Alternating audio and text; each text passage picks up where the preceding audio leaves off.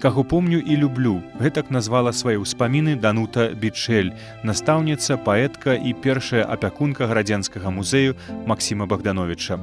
Слова Дануце Бічэль.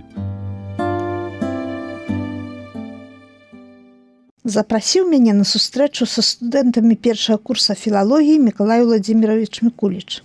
Ён адзін цяпер мяне зрэдку запрашае ў дзень нараджэння Максіма Богдановича, 9 снежня. Студэнты так цёпла мяне слухалі, такія добрыя вочы на мяне глядзелі. Выкладчык патлумачыў, што ў гэтым годзе амаль усе першакурснікі з вёсак. Дык дзе цяпер гадуецца Беларусь, спытала я ў прастору. На полі, на хутары, як дрэва, дзе яго не заціскаюць, як кветка ў гародзе, каля сонечнай сцяны. Хутар абарончы замак. На хутарах раслі паэты, прарокі, калі слова паэт гэта сінонім слову чалавек. Чалавек, які бачыць сэрцам, які не згубіў нічога, што далі яму продкі, не рассыпаў прасторы пачуцця. На хутарах выраслі нашы самабытныя творцы Ларыса Геніюш, Крыстына Лялько, Мар'ян Дукса, Артур Цяжкі, Рыгор Семашкевіч. У 70-80-е гады на нашых хутарах засталіся нашы старыя бацькі. Моладзь уцякла ў горад. А культура Беларусі стваралася там у вёсцы, дзе ўсё рабілі сваімі рукамі, ткалі, шылі, пелі, дзе знаходзіўся беларускі этнас, які так і не стаў беларускім народам. Моладзь паехала ў горад дабываць прагрэсіўныя веды, вывучаць чужы вопыт. Мала хто з хутаранцаў мог вучыцца на матэматыка, хіміка, а літаратарам мог стаць амаль кожны, таму што мы мелі слова. Аднак у гарадах нам трэба было самім займаць сваё месца працы. У нас мала ў каго былі дзядзькі начальнікамі. Мы вярталіся на хутар, не ў санаторый, каб лячыцца. Так было з хутаранцам Артурам Цяжкім, які працаваў як журналіст, а быў традыцыйным беларускім празаікам пачатку 80-х гадоў. Ён мяняў месцы працы, гарады, развёўся з першай жонкай, любіў дачку, якую ў яго адабралі. Прыехаў у Гародню, бо ажаніўся другі раз. У Лілі была добрая работа і новая кватэра. Прыехаў з Менску, дзе меў працу ў газеце. У Гродзенскую праўду Артура не ўзялі. У Доме народнай творчасці складаў буклеты пра народных майстроў, таксама творчасць. У Артура былі выдадзены 2 кнігі прозы «Сустрэча пасля вясны» і «Пара блакітных дажджоў». У 82-м годзе яго прынялі ў саюз пісьменнікаў. Мы не былі сябрамі, таму што я ўжо пражыла сваё сямейнае жыццё. Муж мой паміраў ад цяжкай хваробы, а Артур толькі пачынаў усё ад пачатку і нанова. У іх нарадзіўся сын Максім. Усіх герояў сваіх аповесцяў Артур таксама называў Максімамі. Ён прыходзіў у дом, дзе я збірала музей Максіма, памаўчаць у гэтых святых сценах. Аляксей Карпюк даручыў мне і Цяжкаму укладаць кнігу гродзенскіх аўтараў. Канчатковая яе назва «Краю мой Нёман». Яна выйшла ў 1986 годзе у выдавецтве «Мастацкая літаратура» у цвёрдых вокладках як анталогія літаратуры гародзеншчыны з кароткімі даведкамі, а пра памерлых з ацэнкай іх дзейнасці. Артур уклаў прозу ў гэтым томіку і паспеў перабегчы да памерлых, а я напісала аб ім слова развітання. У гэтым томе ёсць успамін Зоські Вера, старое Гродна і шмат чаго.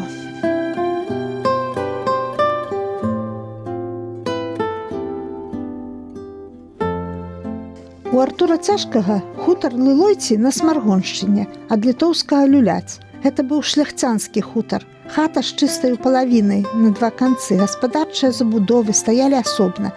Пасярод надворку студня, вялікі сад. Артураў бацька іграў на мандаліне. Бацькі Юзаф і Юзефа, 2 старэйшыя браты, перажылі Артура. Генік памёр, Славік жыве ў Гудагаі.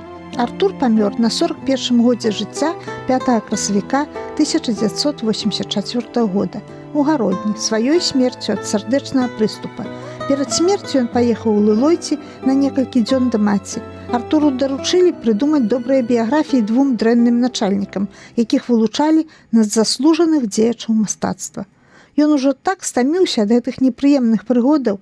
Яму так не хацелася ні ваяваць, ні шукаць новую працу, а дзе я знойдзеш у такім горадзе, дзе павязаны кланамі. Змагацца, інтрыгаваць, рабіцца падобнымі да тых, якія цябе правакуюць. Хацелася гадаваць сына, пісаць апавяданні пра чыстае жыццё, як неба над Лылойцамі. Людзі ў гарадах надта хочуць жыць, як усе, апранацца, мець мэблю, машыну, жонку, грошы. Людзі на хутары не маюць такое жадання абавязкова ўсё мець. Яны і так усё маюць. Прастору, спакой, душу. Яны любяць, каб ім не перашкаджалі думаць, каб не вучылі жыць.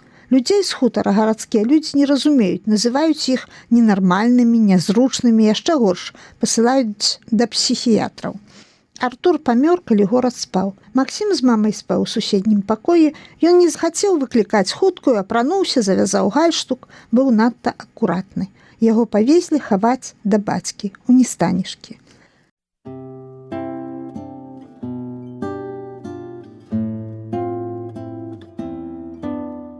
У эфіры радыё Свабода ў цыкле сучасныя мемуары вы слухаеце ўспаміны паэткі Дануты Бічэль.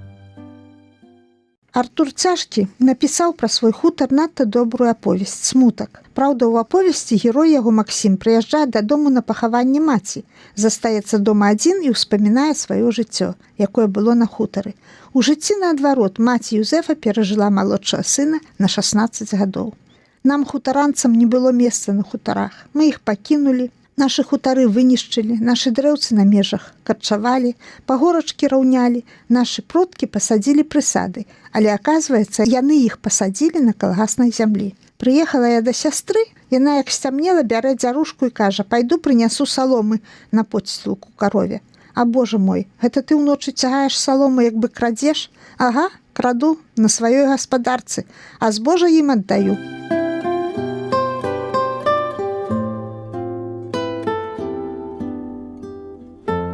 Наш хутар за гасцінец гэта выселкі. Ён не пазначаны ў этнічных слоўніках, нефармальны. Я нарадзілася ў вёсцы біскупцы. Хату за гасцінцам тата перастаўляў цяплом, калі мне не было году, бо я зімовая. Я сидзела на надворачку і дапамагала тату, а моя душачка расцвітала як кветка. За гасцінец это некалькі хутароў, але не вёска, бо хаты стаялі кожная на сваёй зямлі, не ўрад, як хацелі, так і стаялі.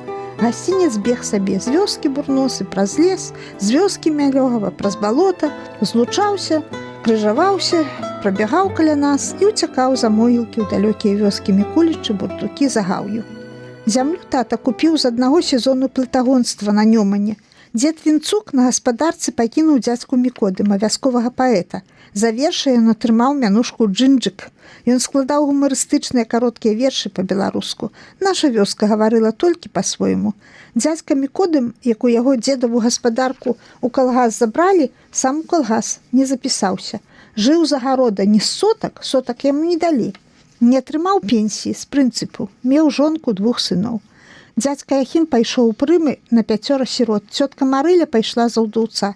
Дзядзька Стася жаніўся з шляхцянкай з-пад Іўя, трапіў у армію краёву, адпрацаваў на шахтах у Казахстане, памёр у Польшчы. Адзін тата жаніўся з мамай па каханні. Мама таксама пасагу не мела. Бабуля Франуся памерла цяжарнай маладой. Мама была нянькай у Шыйбаках, з няняк і выйшла замуж.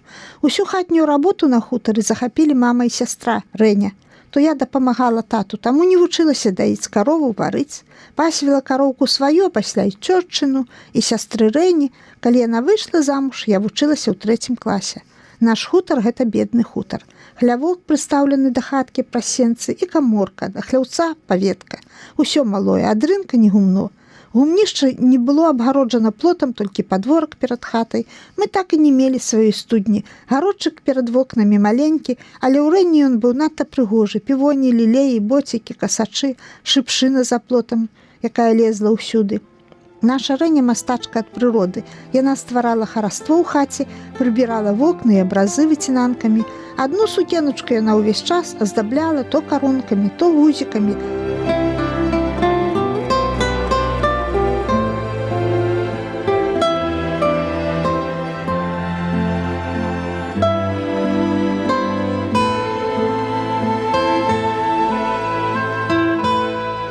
Мама садзіла цыбульку за паветкай, крыху гурочкаў.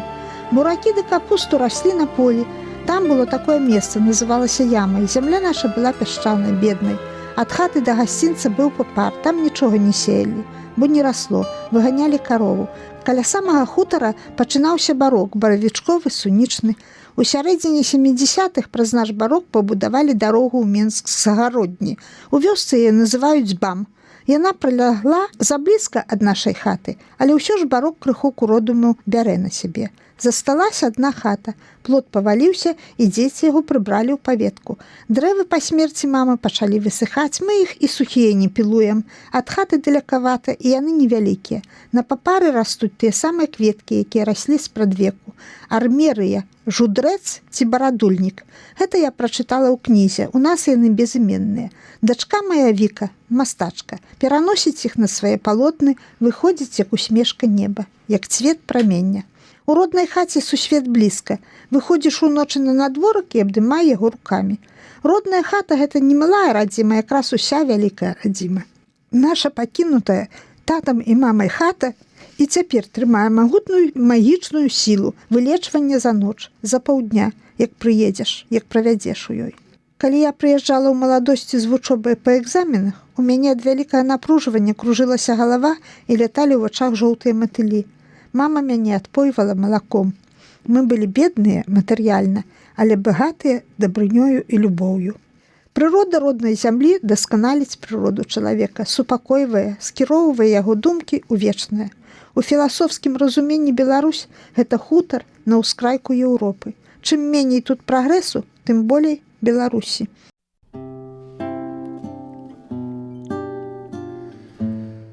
Каго помню і люблю. Гэтак назвала свае ўспаміны Данута Бічэль, настаўніца, паэтка, духоўная маці Гарадзенскага музею Максіма Богдановича. Слова Дануце Бічэль. Калі я ў 1957 годзе прыехала ў Гародню, я ведала, што тут жыве пісьменнік Аляксей Карпюк. Настаўніца мовы і літаратуры ў лідскай педвучэльні чытала нам аповесць у адным інстытуце. Яе муж вучыўся ў гэтым інстытуце і ведаў Карпюка. Яна апавядала нам аб прататыпах аповесці і дзе аўтар адступіў ад праўды і чаму так было трэба. На гэтай аповесці яна нам паказала, як з жыцця ствараецца мастацкая проза. Яе зацікаўленасць перадалася нам. Мы лічым Аляксея Карпюка сваім знаёмым. Ён сам мяне знайшоў, як толькі ў Ліме надрукавалі верш «Роднае слова». Ён прыходзіў да нас у групу, прынёс машынапіс аповесці Данута, каб мы прачыталі і абмеркавалі і сказалі аўтару свае думкі. Якія там у нас былі думкі. Але нехта нават напісаў аўтары тыя свае думкі. Тое, што хлопец паехаў у Вільню вучыцца і закахаўся ў дачку генерала, нам падабалася. А далей пра вайну і ўсе няшчасці Карпюк дапаўняў пасля. Падабалася нам Вільня, Антон Луцкевіч, які збірае ў музей прадметы даўніны і нават сам іх робіць. Гэта нам было знаёма, я сама ўмела плесці кошыкі з лазы. Аповесць Данута – гэта любімая кніга маёй сястры Рэні. Аляксей Карпюк быў вельмі камунікабельным, свойскім чалавекам. Ён уваходзіў спакойна ў кожнае асяроддзе, але да канца не раскрываўся. Была ў ім дзіўная як бы маска.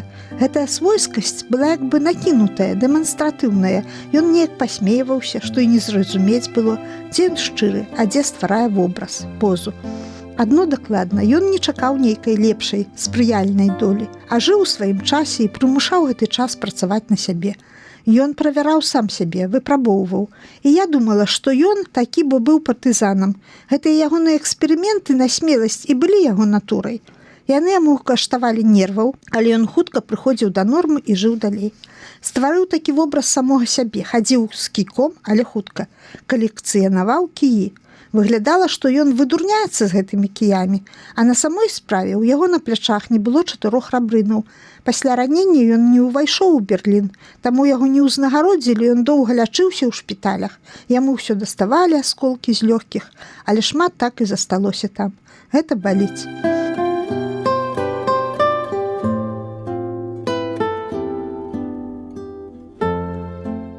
На ўсіх пасадах, якія ён мяняў, як цыган каней, Аляксей Нечыпаравіч дэманстратыўна трымаў на стале друкарскую машынку і друкаваў прозу. А ён жа быў нават дырэктарам інтурыста. У 1970 годзе ён ужо перажываў крызіс з камуністамі, да якіх належыў. Ён быў сябрам іх партыі, але яны яго не ўспрымалі як свайго. Ён не ўлазіў у іхнія рамкі. Адзначалі яго 50-годдзе вядомага аўтара, якога друкавалі ў Маскве вельмі сціпла ў пакоі ў доме Ажэшкі, толькі сваёй кампаніяй. Увесь час камуністы прыдумвалі, як знішчыць Карпюка. Знайшлі ў ваўкавыску бацькавага суседа, які напісаў, што яго бацька быў кулак, што ён кулацкі сын, а ў канцлагеры Штутгоф прадаўся фашыстам. У 1972 годзе Аляксея Карпюка ўзнагародзілі за партызанскую дзейнасць на тэрыторыі Беласточчыны залатым крыжам віртуці мілітары. Узнагароды ўручалі ў палацы тэкстыльшчыкаў у Гародні. Паралельна сакратар абкама Міцкевіч атрымаў высокую савецкую ўзнагароду таксама за баявыя заслугі. А ён нават не ваяваў, быў у эвакуацыі за Уралам. Аляксей Карпюк пры сустрэчы так наіўна пытае: «А за што вы атрымалі ордэн? Вы ж на вайне не былі». Міцкевіч зазлаваў. Склікаў тройку, галоўным быў генерал Фамін. Знайшлі камандзіра партызанскай брыгады Вайцэхоўскага, які быў дырэктарам завода каля Піцера, але меў клопат, едучы нецвярозы на машыне, забіў дзяўчынку. Быў зняты з работы пад следствам. І тут з'яўляюцца з Гародні і прапануюць: «Напішы, што Карпюк быў здраднікам і тваю справу зачыняць». Той напісаў. Данос Вайцэхоўскага быў галоўным у справе Карпюка. Карпюк сам едзе ў Ленінград да свайго камбрыга. Вайцэхоўскаму сорамна, ён піша другую, станоўчую характарыстыку, які Карпюк быў герой. А Міцкевіч заяўляе: «У мяне ўжо ёсць характарыстыка на цябе ад Вайцэхоўскага, і яна мяне задавальняе». КГБісты едуць у Беласток і выклікаюць з вёскі Страшава некалькі мужчын, пачынаюць іх дапытваць, каб тыя напісалі, што Аляксей Карпюк кулак, здраднік і антысаветчык. Але тыя не спалохаліся і нічога не напісалі. Калі іх выпусцілі, яны паехалі не ў вёску, а ў Варшаву да сакратара польскай партыі. Адтуль пазванілі ў Маскву, з Масквы ў Менск, Карпюкову справу заглушылі, але потым яна зноў і зноў будзе вылазіць.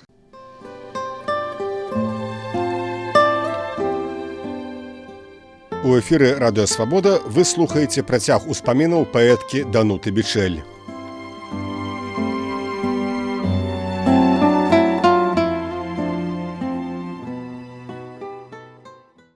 Нягледзячы на тое, што сабе Карпюк нібы сам ствараў падобныя клопаты, ён вельмі любіў дапамагаць маладым пісьменнікам.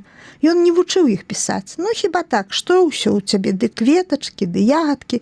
Трэба пісаць сур'ёзныя палітычныя вершы. Так ён мне казаў, сам-насам вядома. Але сабраў мае кветачкі, надрукаваў, завёз у выдавецтва, і так атрымаўся зборнік «Дзявочае сэрца». Ён маладых неяк лічыў як свой статак. Гэтыя кніжачкі таксама лічыў. Іх заўсёды ў падліках было ў 3 разы больш. Асобнікі свае Быкава лічыў на кіламетры ад Гародні да Масквы. Любіў жарты, сам прыдумваў пра сябе анекдоты і любіў, як іх расказваў Быкаў. Любіў спяваць і спяваў прыгожа. Не піў алкаголю зусім, толькі крыху шампанскае. Мусіць, у вершалінскім раі ёсць такая фраза: «У нас у Страшаве пілі адно шампанскае. Апошнім чалавекам быў той, хто глушыў самагонку». Ён умеў арганізоўваць літаратурныя святы, выбіваць на іх грошы. Неяк дастаў у абкаме машыну з шафёрам, пасадзіў мяне і паехалі ў Зэльву. Забралі Янку і Ларысу Геніюшаў і да паўдня былі ў Белавежскай пушчы. А зубры толькі ў загарадцы, і то далёка там, не звяртаюць на нас увагі. Карпюк дайшоў да зубра, а то, як пагоніцца, мы глядзелі, як слупы, як ён уцякаў. Пераскочыў загарадку, а зубр урэзаўся ў той слот рагамі.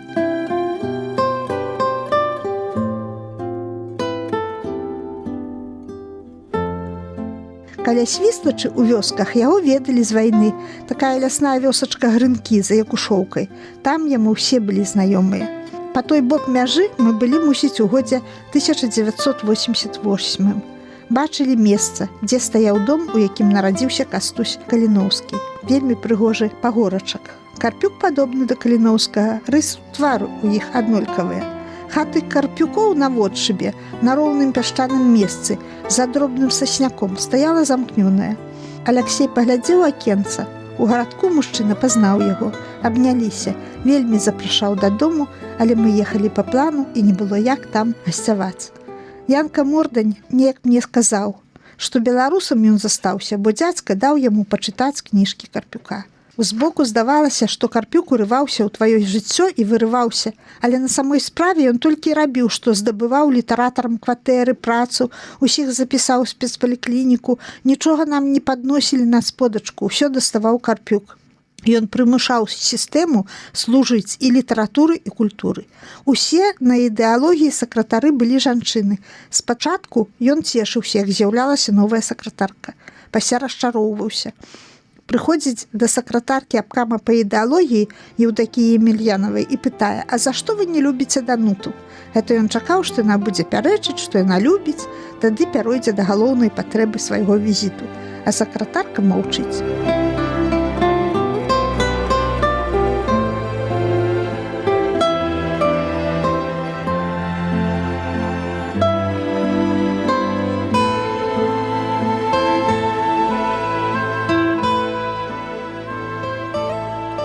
Ужо ў канцы свайго жыцця ён падаў у суд на часопіс «Камуніст Беларусі» і гродзенскага старога чэкіста за той самы паклёп, які яны ў каторы ўжо раз выцягнулі з архіваў КДБ і надрукавалі.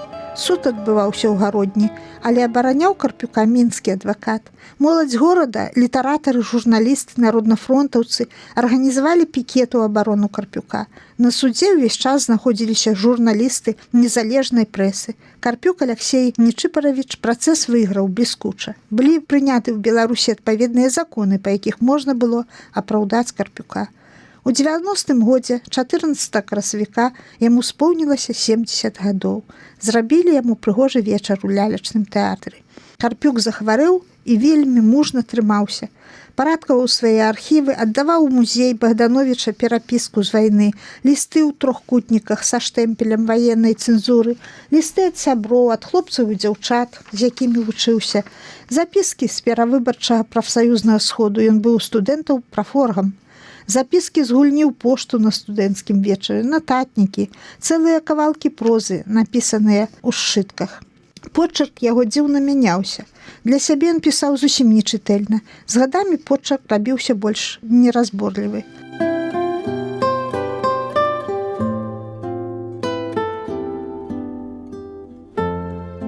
Якраз прыехала ў Гародню з Лондона Вера Рыч, даследчыца і перакладчыца беларускай паэзіі. Я падумала, што яна стамілася з намі размаўляць па-беларуску, напрасілася да Карпюка, каб ён з ёю паразмаўляў па-ангельску. Былі першамайскія святы. Інна Анатольевна зрабіла святочны падвячорак з каньяком. І добра яны сумаўляліся. Ён усё ж па-беларуску апавядаў, як уцякаў з палону са Штутгафа. Як стомлены начаваў у гумне, рабочы на досвідку яго агледзеў, прынёс хлеба і сказаў, у які бок ісці. Я запісала гэты аповед на дыктафон. Алексей Карпюк не ставіў мэты здабываць сусветнае імя ў літаратуры. Ён узяў гэтую дзялянку, на якой пасадзіў Бог, крэсы, памежжа, як крупны гаспадар працаваў тут. Ён апавядаў пра тое, што ведаў найлепей, толькі ён адзін. Гэта сумленнае рашэнне, сумленная пастава пісьменніка. Пісаў белетрыстыку на гістарычнай праўдзе свайго жыцця. Меў права на такі выбар. Алексей Карпюк быў беларусам з крыві і косці. Таму пасля вайны ён застаўся ў Гародні, у Беларусі. Беластоцкім беларусам іх беларускасць стала прафесіяй. Карпюку яна была жыццём.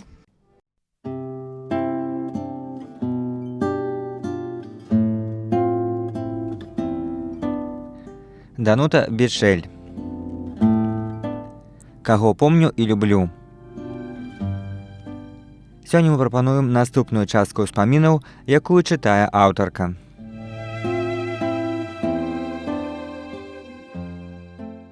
Пераходзіць вуліцу на літаратурных скрыжаваннях у самым пачатку майго жыцця ў Гародні вучылі мяне два вялікія і непадобныя адзін да другога беларускія празаікі – Васіль Быкаў і Алексей Карпюк. Ніякіх асаблівых маіх заслугаў у тым не было, гэта лёс, Божы провід, што прыехала я ў Гародню не ў Менск, а яны тут ужо ўкараніліся, кожны ў сваім дворыку, і наш час супаў. Я улетку 1957 года сюды прыехала. Васіль пакінуў Гародню ў канцы 1977, а Алексей Карпюк памёр 14 ліпеня 1992 года. Ад пачатку ў мяне за душой было некалькі словаў са скарбонкі маёй вёскі. Было вялікае да канца неўсвядомленае жаданне нанізваць гэтыя словы на дубчык, як баравічкі, прачуваючы, што мова мая – паэзія сама па сабе, і памер майго верша – гэта рытмы майго дыхання, што мая паэзія ўва мне ўтоена, як вера. І так мне пашэнціла, што Васіль Быкаў, як філосаф ад прыроды, накіраваў мае думкі на вечнае, а Аляксей Карпюк ад канкрэтнага жыцця, як любіла казаць Ларыса Геніюш, быў добрым чорным хлебам. Адзін вучыў мяне глядзець на сонца, другі асцерагаў, каб не разбілася, зачапіўшыся на дарозе за камень. Васіль Быкаў шмат разоў апавядаў пра тое, як на вайне, калі там пачыналася пекла і паглынала людзей, усё наваколле, ён думаў: калі дапаўзу да лесу і застануся жыць, пасля вайны не прачытаю ніводнай кнігі пра вайну, таму што такое пераказаць словамі нельга. І вось сам пачаў пісаць пра вайну кнігі і пісаў усё жыццё. Гэты аповед гучаў як прызнанне Божай волі, наканаванасці або абранасці. Чаму раптам чалавеку трэба рабіць тое, чаго заракаўся не рабіць? Ды хоць карысць была б з такой мазольнай у начную змену працы. Адны непрыемнасці, працяг вайны, толькі ўжо не з тымі, якія прыйшлі сюды, каб заваяваць зямлю, а з гэтымі, якія сюды прыйшлі і перамаглі тых і тут засталіся. Вось навука, якую я атрымала ад Быкава. Пісьменніцкая праца ад Бога, і да яе трэба аднесціся з усёй адказнасцю, як да малітвы. Васіль Уладзімірович не раз мне казаў пра гэта, што пісьменніцкая праца патрабуе ўнутранай эміграцыі ў самога сябе, у слова сваё, якое найлепей укладаецца на пісьмовым стале ў абжытым кутку. Ліст паперы, асадка і адзінота. Вось зброя паэткі. І найлепей не думаць пра чытача, ці спадабаюцца яму твае вершы, абы ты была задаволена сабой. Тут ёсць некаторыя супярэчнасці. Вершы добра укладаюцца ў часе хады, сабой задаволены бывае ж толькі імгненне, а пасля лепей не быць задаволеным, каб працаваць далей. І сам аўтар тэорыі Васіль дазваляў сабе ездзіць у Маскву, дзе меў аднадумцаў па ваеннай прозе, такіх як Твардоўскі, Някрасаў, Бондараў, а таксама ў Менску быў Алесь Адамовіч.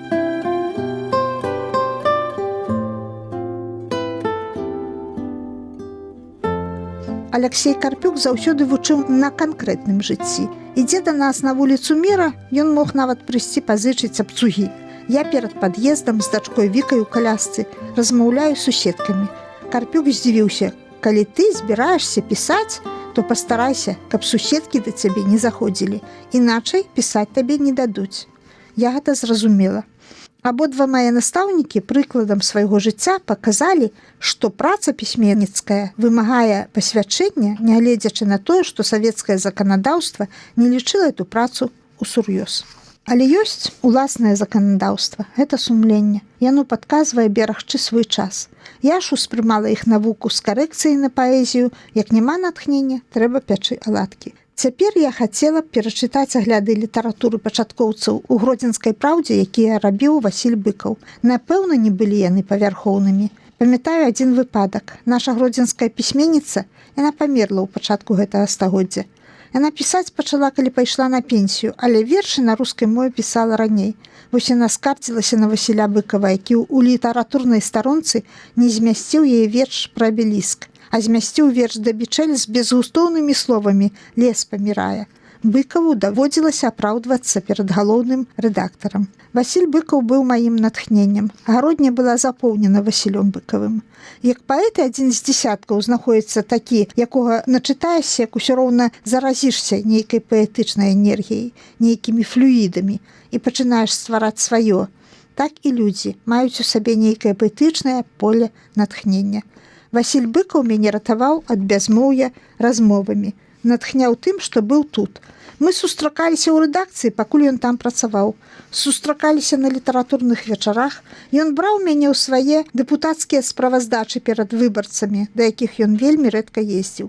Браў мяне на спатканні з Алесем Адамовічам або з Рыгорам Бяроскіным, якія часта лякаваліся ў друскеніках. Калі прыязджаў у гародню Андрэй Макаёнак, яны з Васілём запрашалі мяне на вячэру ў рэстарацыю «Зубр». Афіцыянт заказы прымаў ад Макаёнка, таму што ён насіў на піджаку значок дэпутата Вярхоўнага Савета БССР. Васіль пасмейваўся, але адчуваў сябе няёмка. Ён у гарод не жыве, гаспадар, а госць як заказаў, то ўжо і разлічваецца. Я пасябравала і з Андрэем Макаёнкам, дзякуючы Васілю. А быў ён у зеніце славы, спектаклі паводле ягоных п'ес ставілі не толькі маскоўскія, але варшаўскія вядучыя тэатры. Ён быў вядомы драматург усяго сацыялістычнага лагеру. А быў ён вясёлы, вельмі таварыскі.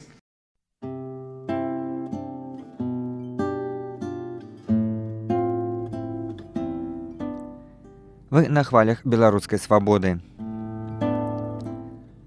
У перадачы «Сучасныя мемуары» гучаць успаміны гарадзенскай паэткі Дануты Бічэль. Чытае аўтарка.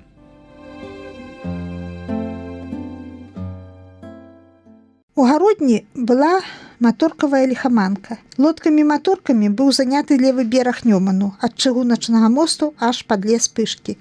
У Быкава была маторка, ён яе кожную вясну фарбаваў. Так хацелася пакатацца з Быкавым, а ён не запрашаў. І прыехаў у гародню Володя Кудзінаў, супрацоўнік часопіса «Нёман». Запрасіў мяне схадзіць да Быкава на каву. Быкаў нядаўна пераехаў з сям'ёй у 4-пакаёўку па вуліцы Свярдлова, непадалёк ад школы нумар 1. У яго з'явіўся кабінет, і ў кабінеце выгоднае скураное крэсла. Я яго і заняла.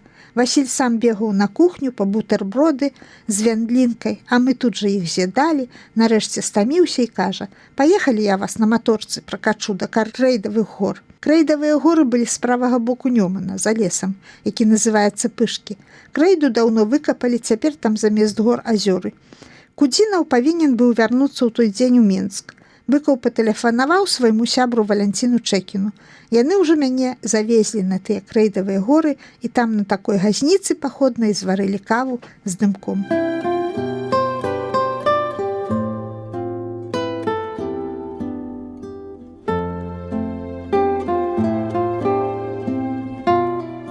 Пра Маскву і падзеі драматычныя, якія там адбываліся, Васіль апавядаў мне не дома. Мы па званку выходзілі з кватэраў і сыходзіліся за мостам. Там вуліца ідзе над Нёманам, а дамы аж на горцы. Размовы былі палітычныя, ён сустракаўся з дысідэнтамі, з Салжаніцыным. Я так і не ведаю, ці знаёмыя былі яны з нобелеўскім лаўрэатам Іосіфам Бродскім.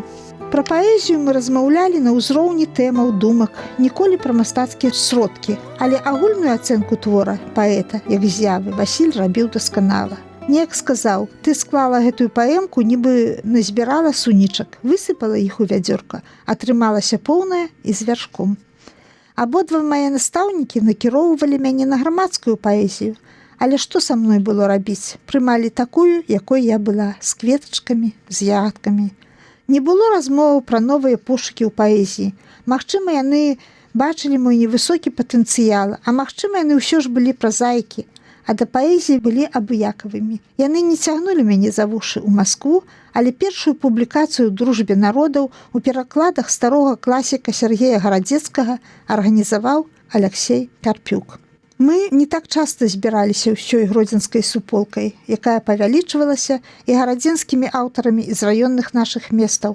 Самыя прыгожыя зборні былі, калі да нас ад кіраўнікоў Саюза пісьменнікаў прыязджаў наш зямляк і класік Янка Брыль.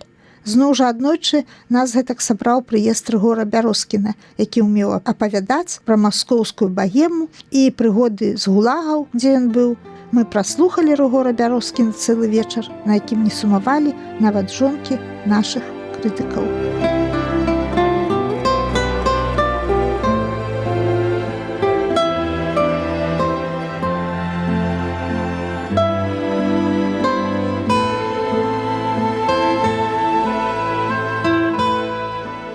Дні польскай літаратуры адбываліся ў пачатку восені 1977 года. Уся вялізная група з'ехалася ў Наваградак, і на возеры Свіцязь, дзе частавалі гасцей вячэрай, адразу пасля вячэры мы ўтрох, я, Быкаў і Карпюк, вярталіся ў гародню вялікім аўтобусам, а госці начавалі ў Наваградку. Усю доўгую дарогу Аляксей Карпюк спяваў, а Быкаў казаў ці то з гумарам, ці то са злосцю. Як чалавеку няма пра што гаварыць, то ён тады спявае. Мы былі стомленыя, перанасычаныя тымі тлумнымі свецкімі знаёмствамі. Раптам Аляксей кажа: «Так хочацца паглядзець лонданскі туман». Даўно не быў у Лондане, маўчанне. Чаму вы не пытаеце, калі я быў у Лондане? Ведаем, што ніколі не быў. Якія туманы вы аглядаеце там, за сёмым небам, мілыя мае літаратурныя настаўнікі, мае абаронцы ад жыццёвых нягодаў, мой светлы смутак. У гародні засталіся дрэвы, якія пасадзілі Алексей Карпюк і Васіль Быкаў. У газеце «Дзень» Жэня, унук Быкава, апавёў пра дуб дзеда, а на вуліцы Траецкай, дзе Быкавы жылі ў маладосці, у двары, стары яблыневы сад Быкава. Каля дома, дзе жыў і памёр Алексей Карпюк па вуліцы Каліноўская, 3А, засталіся розныя дрэвы, якія ён пасадзіў, і арэшнікавы куст.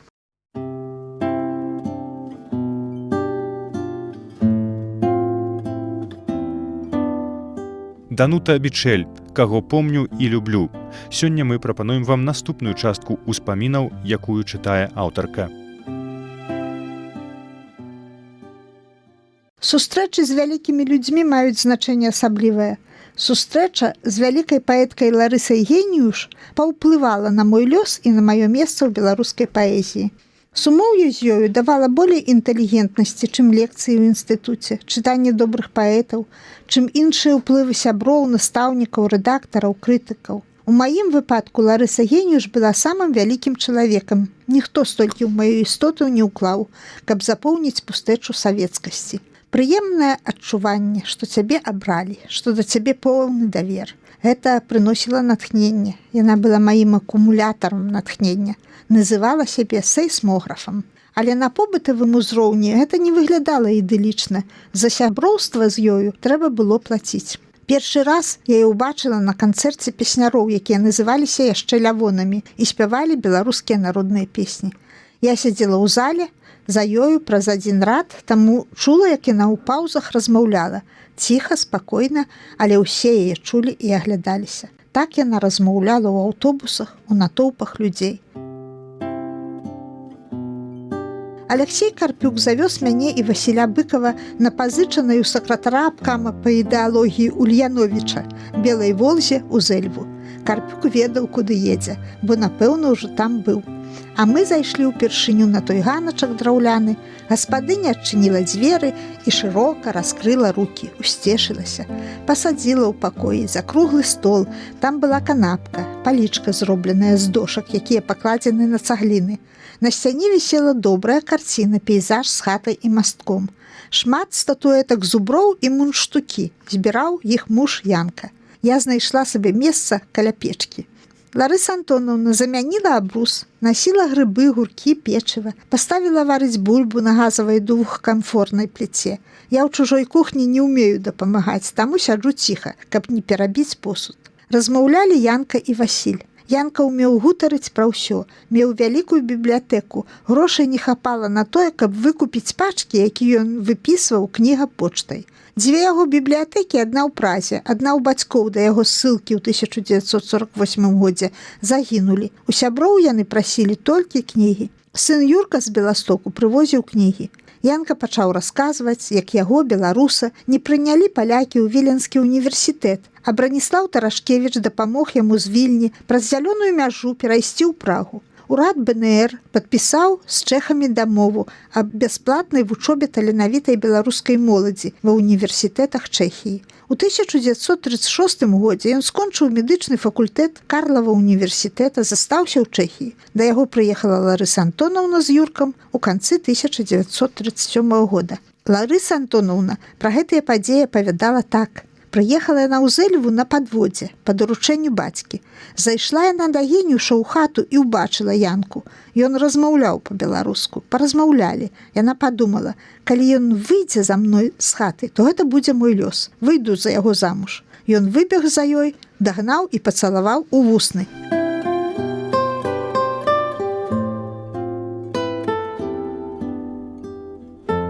Пра жыццё ў Празе яна апавядала шмат і, галоўнае, казала, той культуры, якою ёй дала сям'я ў жлобаўцах, ёй хапіла, каб увайсці ў асяроддзе эміграцыйнай інтэлігенцыі. Яе бацькі ўсё ж былі шляхтай, не сялянамі. Яе дзед Павел Міклашевіч быў самым багатым чалавекам у наваколлі. Выступалі мы ў гудзяўскай школе з ёю, заехалі ў вёску Палаўкі, куды перавезена была хата Міклашевічаў. Ларыса Антоновна пасядзела на сваім парожку, ён адзін застаўся ад хаты. Вясковыя людзі пазналі яе, пачалі называць паняй.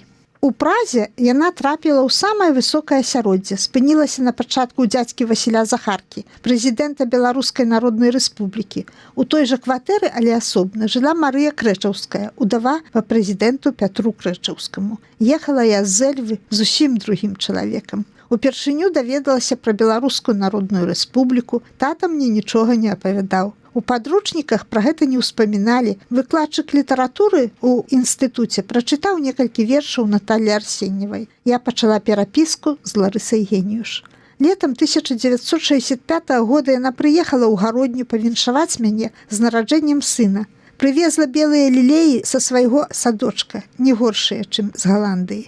Бывалі ў нашым ліставанні перапынкі. Нехта абгаворваў мяне, або яе ната вымучалі мясцовыя начальнікі, што яна пачынала шкадаваць мяне, каб не выключылі з работы. Увесь час яны забіралі ў яе гарод па градцы, урэшце на яе зямлі паставілі грамадскую прыбіральню, і градак не засталося. Толькі пад акном кветкі раслі. Усё прыдумвалі, каб ёй было дрэнна. А ў чарку альму атруцілі. Гаворыць Радыё Свабода, вы слухаеце ўспаміны гарадзенскай паэткі Дануты Бічэль. Іван Пятровіч працаваў у паліклініцы гінеколагам. З Эльва перайшла размаўляць па-беларуску. Так размаўляў іх лекар, якога яны паважалі як добрага лекара. Але зарплата ў яго была самая нізкая. Праца ў Празе і пакуты ў гулагах. Гэта 20 гадоў. Не залічылі ў працоўны стаж. Яго часта пасылалі на перакваліфікацыю. То ў гародню, то ў Менск. У Эльву часта ездзіць не выпадала. Я працавала ў школе, выхоўвала 2 дзяцей. Улетку дзяцей пакідала ў вёсцы біскупцы, тата мяне асцерагаў. Ездзіць да той жанчыны небяспечна. Але ж яна паэтка і такая добрая, пярэчыла я тату. Адзін раз прыехала да Ларысы Антоновны з бядой, з дзецьмі. Яна мне туфлі ад гразі памыла. Яна абдароўвала мяне то хусцінкай, то ніткамі махеры на шапку. У мяне ж прасіла толькі кніжак, зрэдку дастаць лекаў. У той час быў умацаваны ў Ваўкавыску міжраённы аддзел КДБ, каб, не дай Бог, геніюшы не ўзарвалі савецкі лад. Як я прыязджала да Ларысы Антоновны, суседка, якая займала першую палову ад вуліцы хаты іхніх продкаў, паведамляла: вельмі хутка пачыналі прыходзіць жанчыны з патрэбай, з пазычкамі. Заклапочаныя раптам пераводзілі вочы на мяне і пыталіся: у вас госця, сваячка, адкуль прыехала? Надоўга? Ларыса Антоновна ім казала праўду, хто я. Мне казала, што ў інтэлігенцыі няма другой радні, акрамя духоўнай. І няма нідзе на свеце другога такога народа, які так бы ненавідзеў сваю інтэлігенцыю.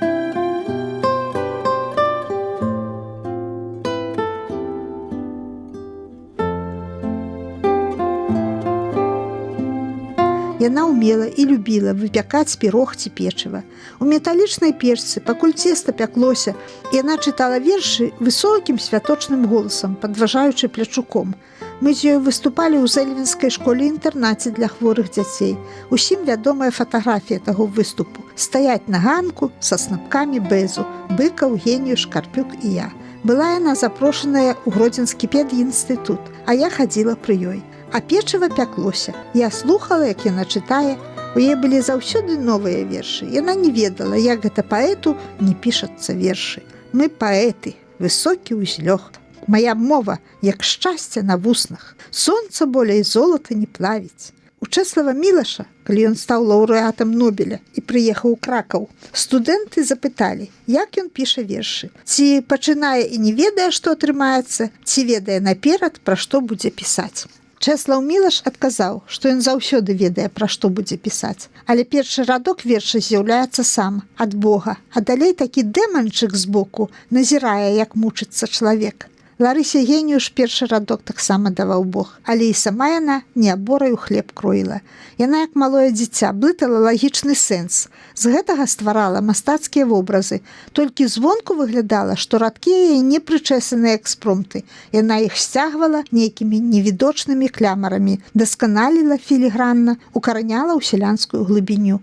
Па яе паэзіі можна арыентавацца, якія яны ёсць. Беларусы ад касы. Нам сняцца высокія травы, пракосы як паясы. Касавіца для нас забава. Вядома, і яна стварала не адны шэдэўры. Ёсць і ў яе проза вершы, але сапраўднай паэзіі болей, чым ва ўсіх.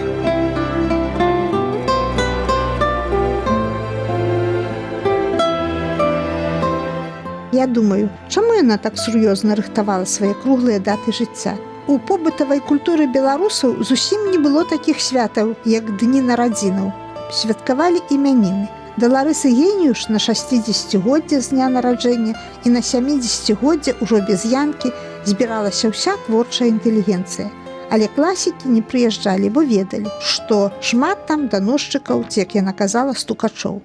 Мяне перасталі запрашаць на дні дзіцячай кнігі, якія святкавалі ў вясновыя канікулы. Пасля таго, як хлопчыку з Эльвы на кнізе я зрабіла надпіс: «Вучыся так любіць Беларусь, як твая зямлячка, паэтка Ларыса Геніюш». Хлопчык паказаў кнігу бацьку. Бацька занёс яе ў райкам, а там склікалі бюро, і ў той жа вечар кнігу транспартавалі ў гродзенскі абкам. Яна захоўвалася ў сейфе таварыш Емельянавай як вельмі небяспечная рэч. Емельянова не магла мяне вылавіць, каб правесці раз'яснительную гутарку. Нарэшце ў нейкім зале яна мяне затрымала. Але гэта ж не ва ўласным кабінеце, дзе сцены дапамагаюць. Прапанавала сесці, селі. Чаму вы не ўплываеце на гэту Ларысу Геніюш як савецкі чалавек? Я мусіла сказаць праўду. Затое яна ўплывае на мяне, як старэйшая, вопытная і больш таленавітая, чым я.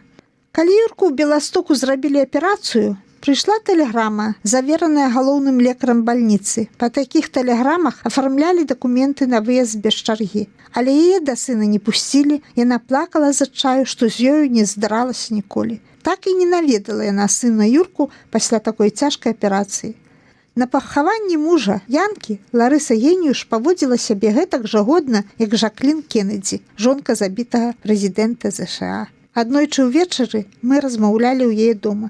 Я спытала, ці раўнавала яна свайго Янку да жанчын, якія прыходзілі да яго, як да гінеколага. Яна адказала дыпламатычна. Ды калі б раптам цяпер, якая прыхільніца яго пераступіла парог маёй хаты, я расцалавала б яе. Быў ён варты любові, калі падабаўся не адной мне. І пераводзіла размову на жарты.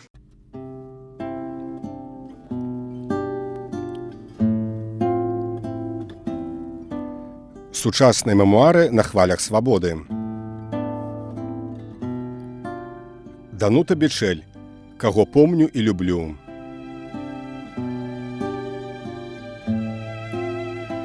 Сёння мы прапануем наступную частку ўспамінаў, якую чытае аўтарка.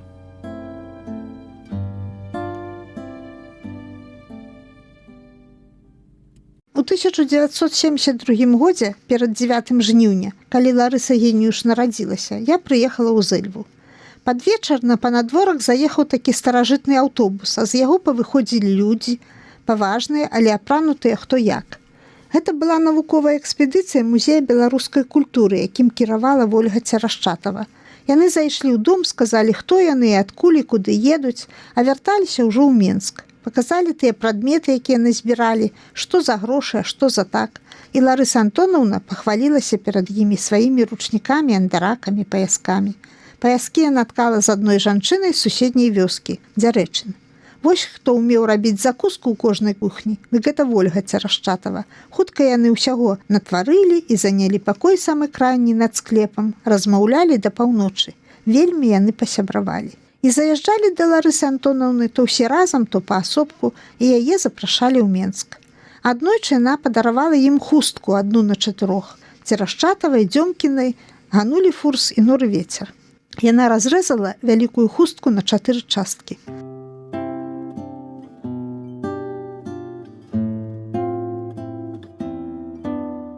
У канцы 1982 года айцец Васілій завёз яе ў Менск. Пра гэтую паездку яна апавядала мне ў 2 лістах. У музей прыходзіў Максім Танк, але на коротка. Яго жонка прыслала мне цудоўную вялікую хустку, чорную ў кветкі. Ён прынёс цукеркі. Аглядалі музей, фатаграфавалі нас. Максім Танк яшчэ малады бадзёры, перадзыгнуў надпраз бар'ер, ідучы да таксі. Так было мне там цёпла, на душы, добра, бяспечна, што ледзь не з плачам вярталася дамоў. Менск цудоўны. Я паздаравела ў Менску, хоць выпіла там і крыху каньячку, чаго не раблю ніколі. Тут мне зноў горай, думаю, ці не лепей мест лекаў піць каньяк. Жартую. Ліст датаваны 11 снежня 1982 года. А перад тым мы паехалі на з'езд пісьменнікаў. Гэта было на весну 1981 года. Ларыса Антоновна узяла білет у агульны вагон. Я ехала тым цягніком у купе, было там вольнае месца, але яна закапрызнічала. Гэта быў нейкі бунт з іншай прычыны.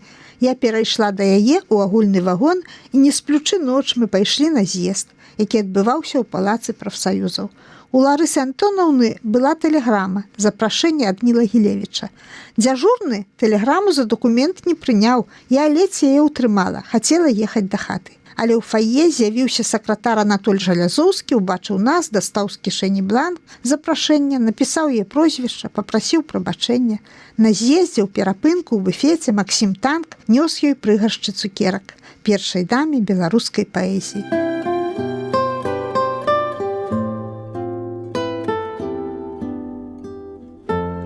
Калі быў укладзены зборнік яе на чабары настояна, Максім Танк уважліва яго вычытаў і на лісце паперы напісаў спіс вершаў, якія ён раіў бы зняць, каб кніга была больш дынамічнай.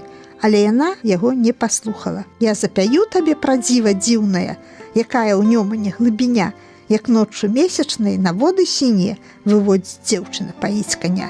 Абсалютна нелагічная, цудоўная, спеўная, вясёлая адначасна трагічная. Карціна пагоні. Верш быў прысвечаны Максіму Танку. Я пахавала мужа і прыехала ў гародню. Нам з Ларысай Антоновнай дазволілі паразмаўляць у ардынатарскай. Я перад гэтым прысніла сон. Сяджу на канапцы ў зэльве. На прыполе ў мяне малое дзіця, а муж мяне фатаграфуе. Я вырашыла, што мой сон папярэджвае пра дрэннае. Прасіла Ларысу Антоновну не згаджацца на аперацыю. Танк званіў і прапанаваў забраць яе ў бураўляны, а яна вырашыла выпрабаваць лёс яшчэ раз. Даверылася акадэміку Юрыю Астроўскаму. Ёй было вельмі дрэнна, яна страшэнны боль цярпела і слабела. 8 сакавіка была нядзеля. Яе наведвалі знаёмыя, перад аперацыяй пананеслі ёй сокаў, мандарынаў.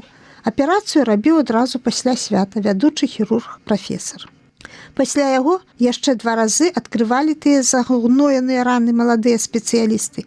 Невядома толькі, адкуль былі тыя хірургі і ці былі яны хірургамі. Месяц каля яе па чарзе сядзелі ноччу пераважна дзяўчаты з музея Церашчатавай. Яна казала: «У Эльзы Максімавай надта добрыя рукі». Прыязджалі з Менску літаратары, але пераважна маладыя, каго яна называла унукамі. Прыехала Жэня Янішчыц з сынам Андрэйкам. Мама моя Марыя у нас зімавала. Андрейка пасябраваў з мамай і з нашай сучкай-каляшкай Бонкай. Жэня хацела пасядзець каля Ларысы Антоновны, пабыць з ёю, пакуль моя мама апекавалася яе сынам Андрэем. Ноччу ў той анкалогіі было як на вайне. Выносілі на насілках целы людзей. Ларыса Антоновна сказала: «Я думала, што найболей баліць рана духоўная. Цяпер ведаю, як моцна баліць фізічны боль». Прыехаў з Беластоку Юрка, Геніюш, адзіны сын. Выпіваў з гора. Крыўдзіў яе тым, што заходзіў на падпітку. На досведку 7 красавіка пазваніла мне сакратар Емельянова, спытала: «Ці ёсць запавет?» Цяпер бы я, магчыма, сказала няпраўду. Запавету не было. Я спрабавала ёй нагадаць, што трэба пакінуць нейкі запавет. Каб яна хоць сваёй рукой напісала адзін сказ. Хачу, каб у маёй хаце быў музей. Але яна пакрыўдзілася: «Што ты мяне хаваеш? Я яшчэ жывая. У мяне ёсць нашчадак, сын».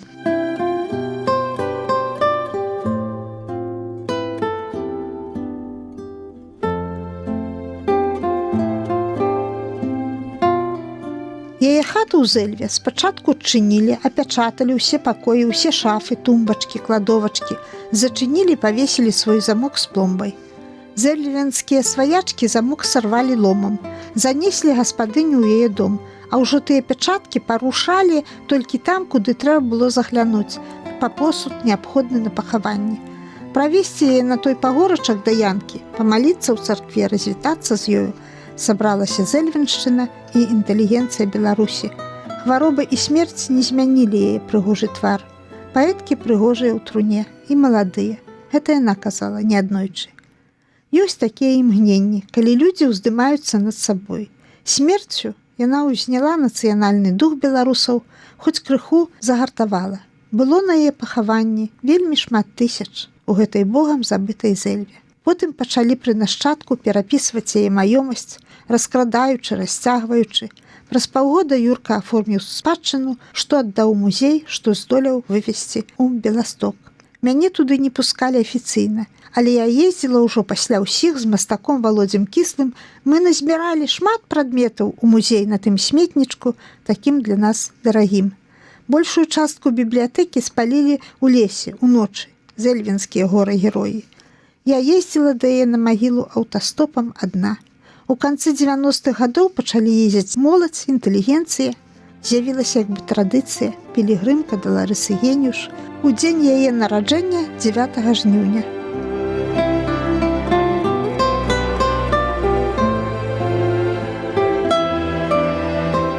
Ларыса Геніюш застаецца асобай, першай паэткай Беларусі, духоўнай маці інтэлігенцыі, узорам беларускасці, чалавечнасці. Застаецца вялікім паэтам, які здолеў выказаць думкі ўсіх людзей краю і голасам усіх людзей, хто не мог і не ўмеў гаварыць. Яна сама была такая, як усе, прыгожая жанчына і звычайная, і незвычайная. Жыццё людзей абдароўвае выпрабаваннямі, бедамі, але паэт ведае, што няшчасце гэта не канец свету. Паэт ведае, што жыццё выпрабоўвае паэта, каб усе беды і няшчасці пераўтварыліся пазней у паэзію. Таму з усіх жыццёвых роляў лёс паэта ёсць самым шчаслівым лёсам. Такі зямны лёс напаткаў паэтку Ларысу Геніюш. Яе вершы ў лагеры вязні называлі глюкозай. Яны ёсць глюкозай і для ўсіх насельнікаў краю і з нявырашанай прагай волі перайшлі ў новае тысячагоддзе. О, Беларусь, мой край стары і слаўны, мой горды лёд, мой сэрца кожны стук. Я волі не вымольвала ў тыранаў, дачка твая, я са змагань і змук. У гэтым 2005 годзе спаўняецца 150 гадоў з дня смерці Адама Міцкевіча. Адзін міцкевічазнаўца па тэлебачанні жартаваў так: Адам Міцкевіч яшчэ ўсё піша, але штораз усё радзей. Наша паэтка Ларыса Геніюш вельмі шмат напісала лістоў, і яны такія жывыя, людскія.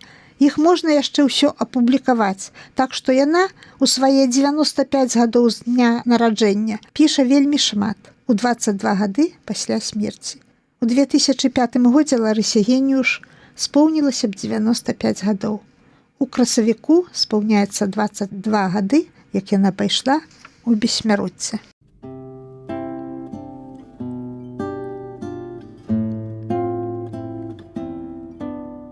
Данута Бічэль. Каго помню і люблю. Сёння мы прапануем наступную частку ўспамінаў, якую чытае аўтарка.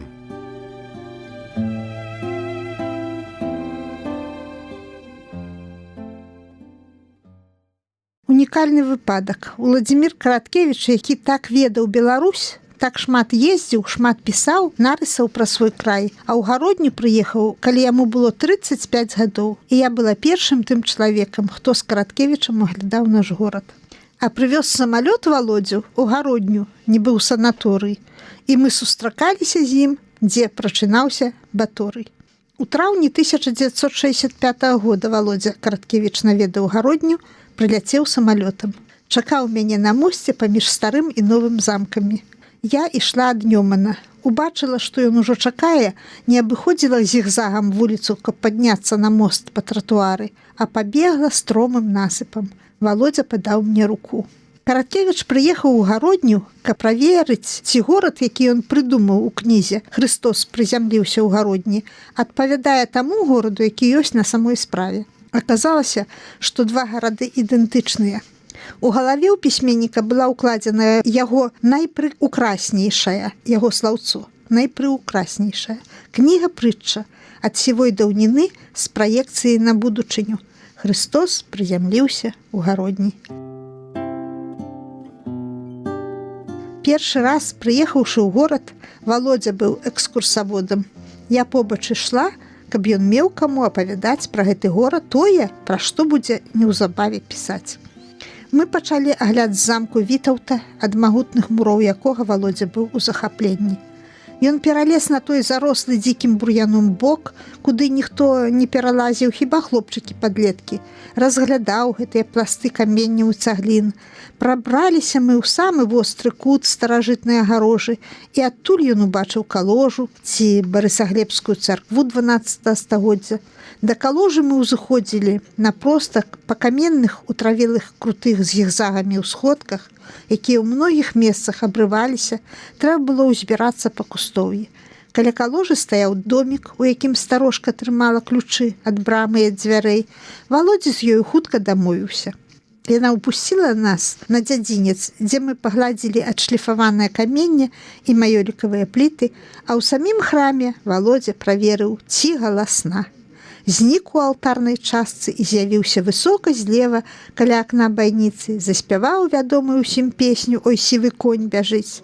У кіно па кнізе «Хрыстос прызямліўся ў гародні» Володя выконвае маленькую ролю і спявае зусім іншую старажытную, але, думаю, створаную ім самім песню. Ён мяне ўгаварыў падняцца па той лесвіцы да яго, па стромай цеснай не ўсе каменні сходкі захаваліся. Мы правялі каля каложы добры кавалак часу. У музей, які той час знаходзіўся ў старым замку, Караткевіч ісці адмовіўся, думаю, што не хацеў з людзьмі сустракацца. У новым замку знаходзіўся кампартый. Мы крыху паразглядалі яго з таго прыгожага унутранага двара.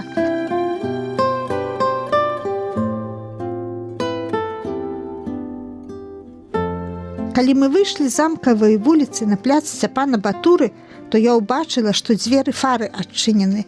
Днём іх рэдка адчынялі. У касцёле не было ксяндза, але па вечарах вернікі маліліся і граў арган. Я любіла патрапіць у фару і памаўчаць у кантэмпляцыі, калі там было 1-2 ціхія чалавекі, акрамя святых. Володя хадзіў па касцёле сам, разглядаў фрэскі і нават знайшоў аўтограф Ч'епала, італьянскага мастака, чаго мусіць быць не можа. Мы абышлі ўвесь кляштар езуітаў, які займае ў самым цэнтры горада квартал. Асабліва спадабалася тая сцяна, якая па вуліцы Гараднічанскай, тады вуліца называлася Энгельса. Володя абдымаўся з гэтай запыленай, пафарбаванай ружовым брудным колерам тады сцяной, але сярэднявечнай, сапраўднай. Адарваўся ад яе і кажа: «Калі мяне выберуць прэзідэнтам Рэспублікі Беларусь, я пабудую вялікі празрысты купал і схаваю гэты горад ад вятроў і розных катаклізмаў. Гэты горад мне патрэбны, каб ратаваць беларускі народ». Цікава, ці ў яго гэта вырвалася спантанічна, ці ён марыў да таго стаць прэзідэнтам. Пасля мы яшчэ агледзелі драўляны лямус у зачыненым кляштары брыгітак, дзе тады была бальніца душэўнахворых. А так прайшліся па Дамініканскай, на пляц Тызенгауза. Тут Володя спытаў: «А дзе ў гародні вуліца цёткі?» Я ўжо была стомлена, а вуліца цёткі знаходзілася аж каля лесу. Але мы дайшлі туды пешкі, а там развіталіся. Мне трэба было вяртацца дадому, а ў Володзі была нейкая таямнічая сустрэча. Недзе праз месяц, пасля нашага спаткання, атрымала я ад Караткевіча ліст. У ім быў толькі аўтограф верша «Каложа» з прысвячэннем Дануце Бішэль. О, каложа, туга моя светлая, у чорны нёман, па чорным шкле, сіняй кропляй спадае ракета, быццам зорка ў ціхі бэтлем. У вокны цёмныя заглядае, зяннем бледным шукае кутка, дзе хваіна ў грубцы страляе, дзе ў жанчыны дзіцё на руках. Глянь, абраная, гэта не ў нёман, не ў цямноце, не ў сон, не ў драму, у веліч падае зорка бяздольная, у снег і ў сэрца сыну твайму. Ускінь далоні тонкія ў горы, сыну неба акрэслі шлях, каб навекі адбіліся зоры у тваіх і дзіцячых вачах, каб ніколі пяруны чужынныя не асмеліліся скасіць ні цябе, ні каложы, дзяўчыны з ніў і пушчаў Беларусі.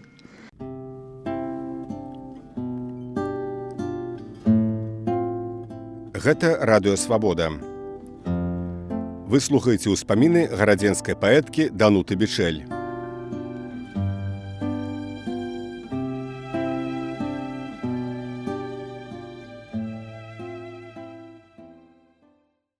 Тую эмацыйную карціну захаплення колерамі маёлікавых пліт і плінфы цаглінаў мураванай сцяны каложы я не прачытала. Пасля таго, як я напісала верш каложа, ды і таму, што стала жыву ў гародні, мне з такой жа назвай прысвяцілі вершы Ларыса Геніюш, таксама вельмі прыгожы, і шмат хто яшчэ. Можна ўкласці маленькую анталогію з назвай каложа. Але першае месца належыць вершу Валодзі Караткевіча, які ўзняў вобраз жанчыны з дзіцём на руках да той маці, якой у Бэтлееме свяціла зорка. У тыя савецкія часы абласныя камітэты камсамола праводзілі творчыя семінары моладзі, каб уплываць гэткім спосабам на культуру. У канцы 70-х на такі семінар у якасці кансультанта прыехаў Караткевіч. Ён падрабязна тлумачыў, як нельга пісаць вершы на лірыцы кахання Людмілы Цыхун. І паміж імі завязалася дасціпная перапалка. На заканчэнні семінара камсамольская кіраўнічка павезла гасцей у Скідаль, але ў зале не сабраліся аматары беларускай паэзіі. Клубныя работнікі пайшлі збіраць хоць якіх слухачоў, а пісьменнікі чакалі ў пакоі з дашчатым сталом, весялілі сябе анекдотамі, асабліва Аляксей Карпюк. Вечар адбыўся, пасля была вячэра, Караткевіч знаходзіўся ў цэнтры ўвагі, каля яго сядзела камсамолка, яны размаўлялі і пачалі спрачацца. Каб паказаць, што ён рыцар з дзяўчатамі не спрачаецца, ён пацалаваў яе ў вусны. Усё застолле замоўкла, дзяўчына перастала з ім спрачацца. У кампаніі Караткевіча ніхто не меў ніякіх шансаў. Уся ўвага скіравана была на яго, ад гэтага ён яшчэ больш квітнеў і сыпаў жартамі. Васіль Быкаў у Скідлі сказаў: «Ёсць людзі, якім не трэба асабліва і надрывацца, усё ім даў Бог і продкі, ад пачуцця гумару да знешнасці. Караткевіч беларус з крыві і косці, не згоршаны ніякімі балтамі, што валасы, што вочы, што рысы твару, што постаць. Валасы яго былі русыя з адценнем дыму, вочы не адзінакія. Адно як вада светлая, другое як жалудок». Так жартавала Ганна Чарнушка з валасоў вачэй Васіля Дзятліка у рамане Мележа «Людзі на балоце». То Мележ свайго дзятліка стварыў на падабенства Караткевіча. Постаць у Караткевіча была як стройная, так уся і перакасабочаная. А пісаць яго постаць у мяне бракуе таленту. Але Валодзя Караткевіч быў самы прыгожы беларус ад пачатку гісторыі да сканчэння, да апошняга беларуса.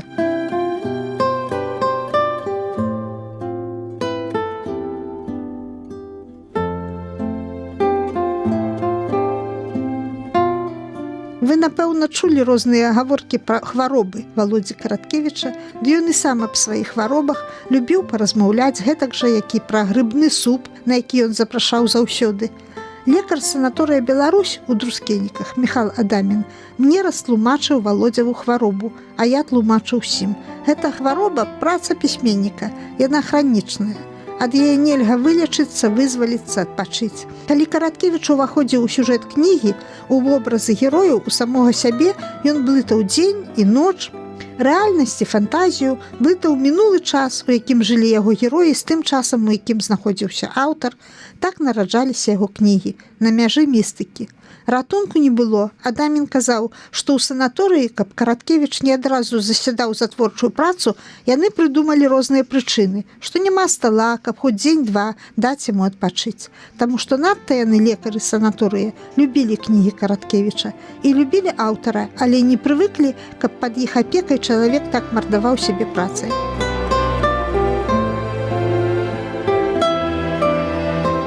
Калі мой муж Эрык з агнетаў лячыўся ў 9-й клінічнай бальніцы ў Менску, там ён сустракаў Валодзю Караткевіча. Калі Валодзя трапляў у бальніцу, там парушаўся рэжым. Медсёстры праводзілі шмат часу каля палаты Караткевіча, які сядзеў на ложку, падкручыўшы ногі і апавядаў вясёлыя гісторыі. Ён вельмі любіў людзей, а асабліва жанчын, цалаваў жанчынам рукі і станавіўся на калені. Аднойчы мы сустрэліся ў Менску выпадкова на пляцы, ішоў дождж, было мокра, а ён стаў на калені непадалёк ад натоўпу на аўтобусным прыпынку. Беларусы ў другой палове 20 стагоддзя знаходзіліся ў добрай стваральнай аўры твораў Валодзі Караткевіча, таму вытрымалі навалу савецкасці. Гэтыя монстры савецкія не зжэрлі хоць тую частку беларускай эліты, якая не развучылася чытаць кнігі. Але гэтае чытанне Караткевічавых свежа надрукаваных гісторыяў, легендаў з фантастычным элементам адбывалася на эмацыйным узроўні, гэта значыць крыху павярхоўна. А Валодзя Караткевіч – адзіны беларускі аўтар, які працаваў не на славу сваю, а каб народ ратаваць ад летаргічнага сну, у нечым нас перасцерагаў. Бараніў беларусаў ад саміх сябе. Мы гэтага не расшыфравалі. Вось, перачытаем уважліва кнігі Караткевіча, узнімемся з калень і ператворымся ў прыгожых людзей, птахаў, як у легендзе пра старца і пра белы скіт. А цяпер на хвалях свабоды сучасныя мемуары. Прапануем вашай увазе працяг успамінаў гарадзенскай паэткі Дануты Бічэль. Сёння яна прыгадвае беларуска-польскія літаратурныя сувязі ў асобах. У вёсцы Дубраўка нашчары жылі ў вялікім доме на два канцы Аляксандр і Антон Канановічы. У Антона і яго жонкі Марыі было 6 дзяцей. Аляксандр быў нежанаты. У вайну забілі Антона. Трэці іх брат, Франак, атрымаў адукацыю, жыў у Польшчы. Прыязджаў у Дубраўку ў госці, а з ім дзеці, якіх было 3. Мацей, Марак і Ірэна. Мацей стаў пісьменнікам. У Беларусь пасля вайны Канановічы з Польшчы не прыязджалі, баяліся камуністаў. Да іх у госці паехала Аня, дачка Марыі і Аляксандра. Аня скончыла філалагічны факультэт і павезла Мацею замест нейкіх сувеніраў кнігі Купалы Коласа Богдановича Караткевіча і новы раман Янкі Брыля «Птушкі і гнёзды». За месяц Канановіч паказаў Ані Польшчу, а па вечарах ён запісаў на магнітафон кнігі. Гэта было ў 1969 годзе. Восенню Канановіч пазнаёміўся з Янкам Брылём на 12-м з'ездзе пісьменнікаў Польшчы ў Гданьску. Яны пасябравалі, бо былі суседзямі з дзяцінства. Вучыліся ў той самай Наваградскай гімназіі, мелі знаёмых агульных з маладосці. Янка Брыль запрасіў Мацея ад Саюза пісьменнікаў Беларусь. Запрашэнне было прынята. Канановіч прыехаў з дачкой Гражынай і сынам Тадэўшам летам 1970 года. У пачатку кастрычніка Брыль з жонкай Нінай Міхайлаўнай удзельнічалі ў сусветным з'ездзе перакладчыкаў у Варшаве і былі ў гасцях у Канановіча ў Лодзі. А там пазнаёміліся з Янам Гушчам, з Тадэўшам Хрусцялеўскім. І так пачалося іх сяброўства, якое мела вялікі плён. Вядома, перш за ўсё яны ўзаемна перакладалі адзін другога. Паступова яны ўцягвалі ў гэтую працу сваіх сяброў. У Менску выйшла кніга Канановіча «Імёны любові» і зборнік вершаў «Мой гай дубовы» і зборнікі польскай прозы «Анталогія паэзіі». Укладаючы зборнікі тэматычнай анталогіі, Брыль і Канановіч кіраваліся толькі мастацкім густам. Гэтым крушылі усталяваную тады партыйную піраміду, у якой лепшы быў той твор, які напісаў член партыі. У Польшчы на той час ведалі Васіля Быкава, яго перакладалі нават не з беларускай, а з расейскай мовы, ведалі Караткевіча, Танка, у Вільні Танк сябраваў з польскімі паэтамі, ведалі Янку Брыля. Астатніх, каго паспеў, перавёў праз межы Мацей Юзаф Канановіч з лёгкай рукі Янкі Брыля. А былі гэта томікі Янкі Купалы, Максіма Богдановича і анталогія беларускай паэзіі. Тады не было інтэрнэту. Мацей меў кепскі зрок, але ён сам пісаў ад рукі ці друкаваў на машынцы лісты, рассылаў аўтарам з Беларусі. Тады ў Польшчы яны пачалі укладаць тэматычныя анталогіі вершаў паэтаў свету пра Міцкевіча, пра Касцюшку, пра самую Польшчу. Ён пісаў у лісце, да якога тэрміну трэба даслаць верш, каб трапіць у такую святочную кнігу. Мы пазнаёміліся, калі ён прыехаў у Беларусь другі раз, у 1971 годзе ўлетку. Прывяла яго да мяне днём на кватэру Аня. Мацей ужо перакладаў маіх з дзесятак вершаў, якія сам выбраў. Ён мне сказаў, што ў маіх вершах, тых лепшых, яму імпануе тое, што я ствараю маленькі цэльны, завершаны абразок, вось верш пра час коней, якія лятуць праз мой парог 4 грывы 12 ног. Гэта адна метафара, а ў дадатак яшчэ і загадка. Ён тады сказаў, што ў Польшчы шмат людзей, якія хворыя ностальгіяй па Нёману і па Лесі. Тыя людзі зразумеюць мае вершы. Канановіч жыў у Лодзі, а працаваў у Варшаве, у выдавецтве «Пакс». А з лодскім выдавецтвам ён супрацоўнічаў і пераважна там друкаваў пераклады з беларускай мовы. У Лодзі ў яго была вялікая сям'я, 4 сыны і 2 дачкі. Праўда, 3 сыны мелі ўжо свае сем'і, адзін знаходзіўся ў той час у Парыжы, адзін стала пасяліўся ў Кракаве. У Варшаве ў Мацеі на той час жыў брат Марак, мастак. Мацей пачаў запрашаць беларускіх пісьменнікаў у Польшчу, выкарыстоўваючы самыя розныя аказіі. Пачаў пісаць лісты, угаворваць мяне прыехаць у Польшчу. Вясной 79-го года. Я гэтай паездкі баялася. Трэба было рабіць недарэчны зігзаг у Маскву, дзе ў Саюзе пісьменнікаў выдавалі замежны пашпарт. У Маскве я ледзь не спазнілася на самалёт, але і самалёт спазніўся. У Варшаве мяне спаткалі Мацей і Марак. З аэравакзалу павезлі ў ПАКС на прэсавую канферэнцыю. Я ў шоку была, убачыўшы такіх інтэлігентных працаўнікоў выдавецтва. Не ведала мовы, не ведала нічога, пра што яны пыталіся, бо яны не пыталіся пра літаратуру, а толькі пра палітыку. У канцы яны абдаравалі мяне кніжкамі польскіх паэтаў і павезлі ў рэстарацыю абедаць. Мне здалося, што гэта была шыкоўная рэстаўрацыя.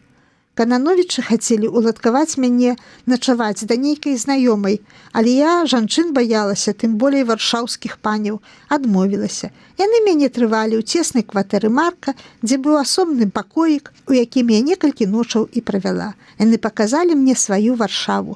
Яны ж удзельнічалі ў паўстанні, вучыліся кожны ў сваім інстытуце, дакладна Мацей скончыў філалогію Варшаўскага універсітэта, Марак акадэмію мастацтваў. Я раней бачыла ўсё на тэлеэкране, а цяпер у натуры. Асабліва помнікі пісьменнікам і музеі. Тэатраў летам не было, былі выставы і глядзелі мы ў кінотэатры фільм «Хросны бацька». Як згасла святло, Мацей у цемры стоячы сказаў сваё запаветнае: «Пан інжынер Тадэуш Касцюшка у нашых сэрцах заўсёды ёсць». І сеў задаволены. У дзяўчат на вуліцы ён пытаўся пра вуліцу Касцюшкі, у дзяцей пра даты нараджэння і смерці Касцюшкі. Першую чарку падымаў за Касцюшку, казаў, што гэта сямейная традыцыя ад дзеда-прадзеда. Надта быў усцешаны, калі я на яго просьбу напісала верш ценем Касцюшкі. Гэтыя словы на камені ў маёнтку Агінскага ў Залессі, на Смаргоншчыне. На хвалях свабоды вы слухаеце працяг успамінаў градзенскай паэткі Дануты Бічэль. У Кракаве Мацей завёў у прытулак вечных сноў у скляпенні замка на Вавелі, дзе знаходзяцца грабоўцы Касцюшкі, Міцкевіча, Стэфана Баторыя. Мы заходзілі ў касцёлы, асабліва мяне ўразіў у суботу ўвечары шлюб, надта было ўрачыста і адначасна цёпла па-сямейнаму. У нацыянальным музеі я доўга глядала тое, што лічыла беларускім. Карціну Фердынанда «Рушчыца зямля» і смерць Барбары Радзівіл, развітанне Жыгімонта Аўгуста з паміраючай жонкай. Канановічы цярпліва чакалі, як я румзала разам з каралём, што на карціне. У Чэнстахове, у санктуарыі, Мацея прынялі як роднага. Незадоўга перад гэтым ён атрымаў узнагароду за словы да песні «Чорная Мадонна», узнагароджваў паэта кардынал кракаўскі Караль Ваітыла, які кіраваў ганаровым камітэтам. Калі я гасцявала ў Польшчы, яго эмінэнцыя Караль Ваітыла яшчэ не быў Янам Паўлам II, папам рымскім. Гэта здарылася пазней, у тым самым годзе, у кастрычніку. На Яснай гары нас правялі па санктуарыю сястра законная Рэгіна Мулка, яна ведала расейскую мову і украінскую, паходзіла з Луцка, прыехала вывучаць мастацтва і там засталася. Я ў Чэнстахове ў музеі на Яснай гары упершыню бачыла вялікі цэлы непарваны прыгожы слуцкі пас. Мяне нават завялі ў Скарбец, дзякуючы асаблівым адносінам да Канановіча. Туды жанчыны не заходзяць. Рэгіна засталася, а мне дазволілі глянуць на скарбы чорнай Мадонны. Моладзь пад гітару спявала ў касцёле простыя святыя песні, чакалі, калі адкрыюць цудоўны абраз перад вячэрняю імшою. У Лодзі мне адвялі самы прыгожы светлы пакой Олі. Яна была ў школьным летніку ад Пакса. Кватэра Канановіча ў Лодзі – гэта багатая кватэра, якія мелі да вайны фабрыканты. Апрача пакояў там было шмат розных цёмных закуткоў, фае, некалькі лазенкаў, гаспадарчых пакояў. Хадзіла па кватэры Пшэпенкана, прыгожая такса. У Лодзі Мацей завёў мяне ў таварыства дружбы з ССР, казаў, што трэба. Той партыйны функцыянер быў такі самы, як у нашых абкамах. Я вельмі прасіла, каб мяне завезлі да Караліны Пашкевіч, сястры цёткі, якая яшчэ жыла недзе недалёка ў Лодзі, але Канановіч заўпарціўся: не паедзем, і ўсё. Паехалі ў Кракаў. У Кракаве мы былі некалькі дзён. Гатэль, дзе мы спыніліся, быў файны, у ціхім месцы. Пешкі мы з Гражынай выбягалі ранічкай на плянты. Гэта месца, дзе шпацыруюць паважныя кракавякі. З намі па Кракаве шпацыраваў сябра Мація з маладосці, паэт, які пісаў фражкі. Гэта значыць кароткія гумарыстычныя рэфмаванкі. Запомніла пра сябе, ён сказаў: «Якая ж гэта штука, калі унук дымае унука». Прозвішча яго было «Унук». Яны мне паказалі Кракаў увесь. Асабліва шмат часу пайшло на Вавель. Увечары мы былі ў той кавярні пад баранамі, яна і цяпер працуе, там выступаюць добрыя спевакі. Перад ад'ездам у Гродна Мацей завёў мяне да манахаў, якія лекавалі зёлкамі. Каля брамы стаяў натоўп. Мы зайшлі праз бакавыя дзверы. Брат распытаў мяне пра хваробу мужа, пайшоў і вярнуўся. Пакуль там гатавалі неабходную мяшанку з зёлак, ён распытваў пра гародню места Элізы Ажэшкі. Зёлкі былі дробныя, пасечаныя, духмяныя.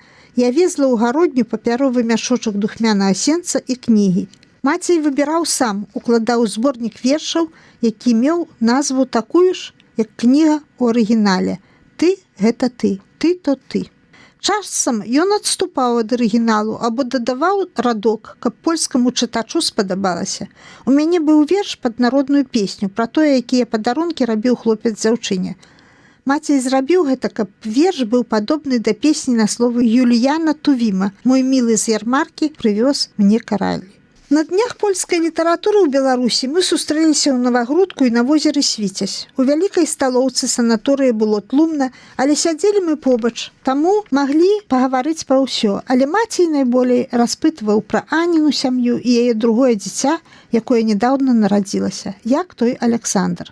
Я тады не ведала, што Канановіч у маленстве быў жартаўніком. Любіў у Дубраўцы жартаваць, зробіць якую шкоду, а абараняў яго Аляксандр, які да вайны быў адзін, сваіх сыноў не меў, то любіў пляменнікаў. Маці Юзеф Канановіч памёр 31 сакавіка 1986 года ў Лодзі, сніць свае каляровыя сны. У нас ёсць шмат агульнага. Я таксама ў сне бачу яркія колеры. Я, як Мацей, лётаю ў сне. Ён казаў: «Фруваю, як птах». Ён лятаў у сне ў Дубраўку, я лётаю ў Біскупцы. Часам я чую яго голас. Ён кажа: «Дануся, не паддавайся смутку».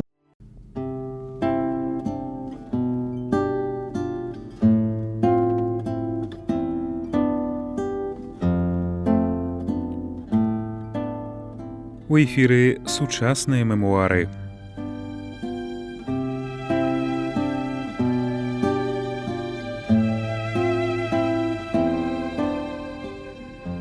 Данута Бічэль «Каго помню і люблю». Сёння мы прапануем чарговы фрагмент успамінаў настаўніцы і паэткі з горадні. Далей пры мікрафоне Данута Бічэль.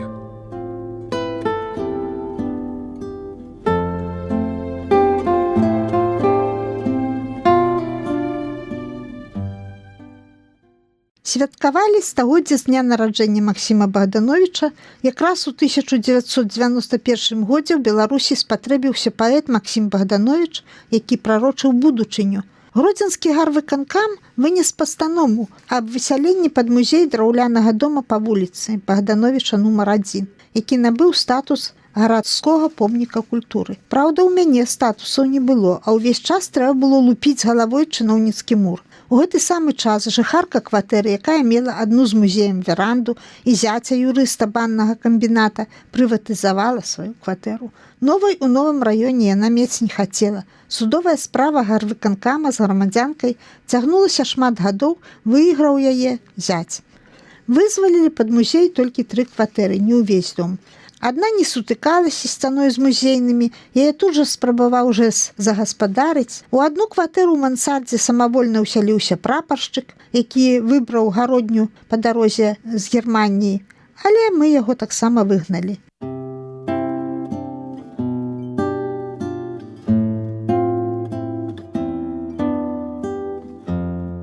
Рамантавалі дом брыгады з РСУ. Надта будаўніком было зручна ў цёплым маленькім дамку адпачываць, ладзіць свае выпівоны. Таму праца зацягнулася. Дапамаглі старыя кадры. Намеснік старшыні выканкаму Мікалай Калацэй узяў наш музей на свой непасрэдны кантроль. Калі нарэшце пакоі адрамантавалі, драўляны дом рамонтна-будаўнічае ўпраўленне адмовілася абшалёўваць. Але мастак з камбіната мастацтва прапанаваў сваіх работнікаў, каб абшаляваць дом. Яны прыехалі, разбурылі ўсё адразу, нават асфальт на вуліцы, каб зрабіць тратуар дубовы і каменны брук. Потым трэба было хітраваць, каб дарожна-будаўнічы трэст паклаў ізноў той самы асфальт і плітку. Камбінат мастацтва ў Менску быў на добрым узроўні. Маладыя мастакі Олег Грачоў, Володя Пратасеня, яны ж стваралі хатку бядулі, у якой Максім жыў 5 месяцаў з верасня 16 па люты 17 года.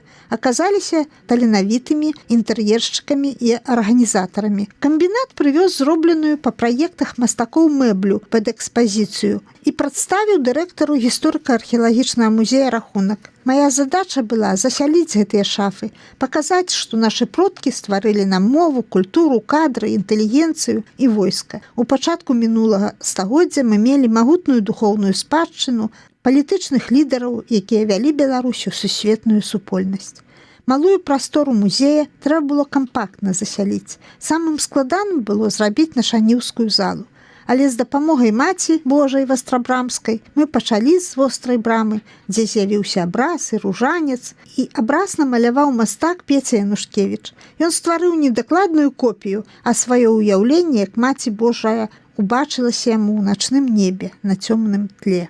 Завяршылі экспазіцыю пакояў аб'яўленнем Беларускай Народнай Рэспублікі ў Менску.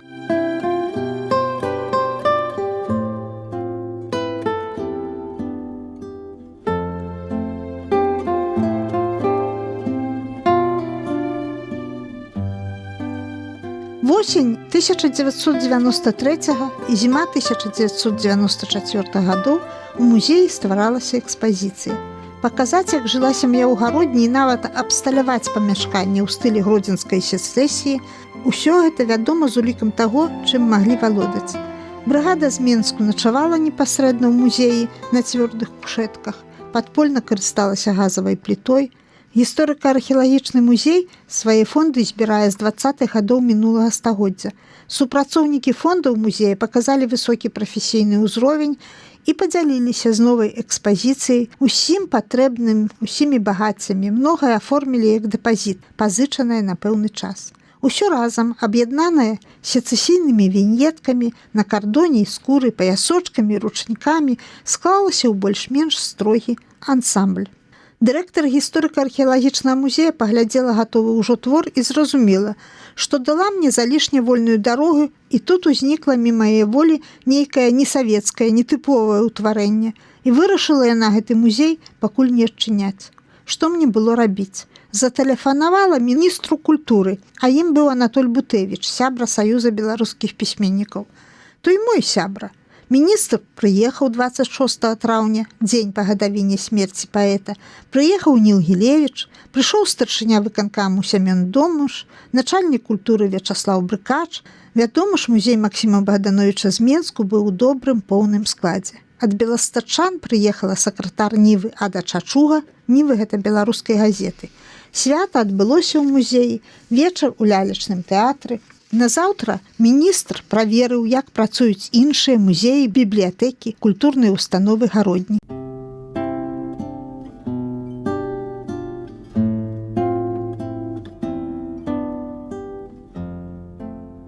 У эфіры радыё Свабода вы слухаеце ўспаміны паэткі Дануты Бічэль.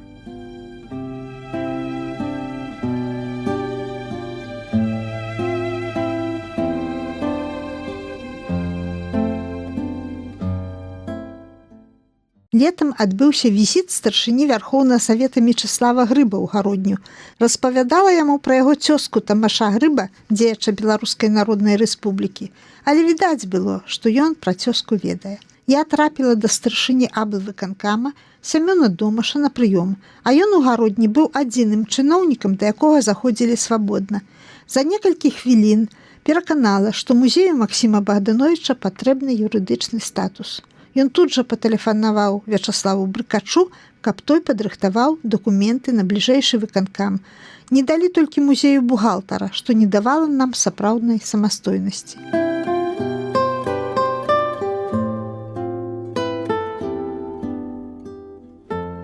1 верасня да Максіма Богдановича прыйшлі на першы званок вучні амаль з усіх школаў горада.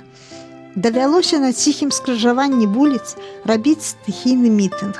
І прыйшлі дзеці па пакоях музея, усім надалі крыху ўвагі, інфармацыі, эмоцыі. Ніхто не дакрануўся да прадметаў рукамі, якія стаялі на стале і камодзе. Нараджаліся ў школах новая нацыянальная традыцыя. Пасля мы з рабочым, які працаваў на паўстаўкі рабочым Косцем, архітэктарам і мастаком па адукацыі, па вечарах стваралі экспазіцыю пакояў Ларысе Геніюш, Быкаву і Карпюку. Вячаслав Брыкач ганарыўся культурай Гродзеншчыны і дапамагаў сродкамі ў стварэнні тых пакояў. А я за першы год навучылася выбіраць бюджэтныя грошы з той небачнай дзяржаўнай містычнай скарбонкі. Часамі рызыкавала. У красавіку 97-го года маіх апекуноў начальнікаў замянілі энергічныя начальніцы жанчыны. Мяне жанчыны не любілі. Ім я не была патрэбна. Пенсіянеры не маюць ніякіх правоў, ніякай абароны. Маюць пенсію, на якую нельга жыць як чалавеку, можна гібець без лекаў і вітамінаў. Большасць ад этой шанаванай старасці вар'яцее. Каб звольніць мяне з музея, начальніца склікала тройку. Паказалі 3 загады. Я спытала, які загад галоўны, і прачытала. Загадам, які падпісаў старшыня аблвыканкама Дубко, мяне звальнялі з пасады дырэктара музея на пенсію. У мяне не прымалі музея. Звольнілі і ўсё.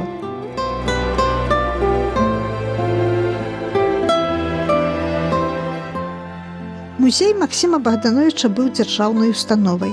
Я пакінула там зборы свайго жыцця. Усё духовае, матэрыяльнае, што мела. Але не адна я. Музей Богдановича пачаў збіраць краязнавец Александр Госцеў. Гэта ён прачытаў не толькі гродзенскія архівы па зямельнага банку. Ён напісаў грунтоўную работу пра гродзенскі побыт сям'і Богдановичаў. Трэба было, ён аддаў у экспазіцыю фатаграфій са сваіх калекцыяў таго часу, кнігу Арлоўскага «Гродзенская старына». Краязнавец і паэт Апанас Цыхун аддаў музей скрыпку, памяць па сваім старым настаўніку Тамашчыку.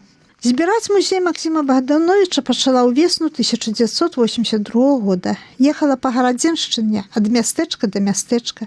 У кожным нехта мне сустракаўся, хто займаўся тым самым.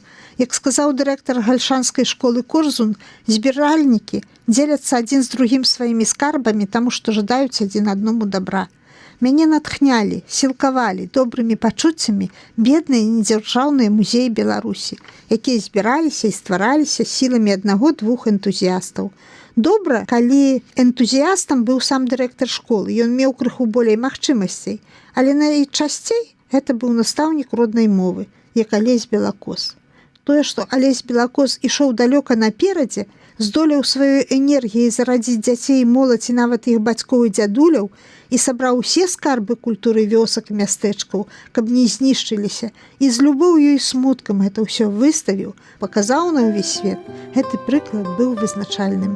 І так шмат было гэтых школьных музеяў, якія збіраліся і жылі, пакуль працаваў той адзіны чалавек. Магчыма, толькі ў Валяўцы, у вёсцы, што паміж Наваградкам і Свіцязю, змянілася пакаленне настаўнікаў мовы і літаратуры, а музей квітнеў.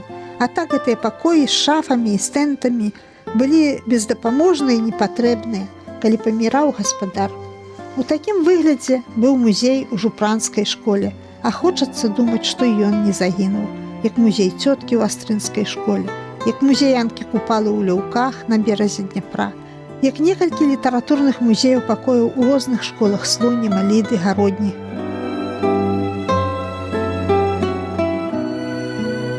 Краязнавец Александр Госцеў зусім нядаўна пачаў збіраць музей гістарычных дакументаў і археалогіі ў Гарадзенскім ліцэі.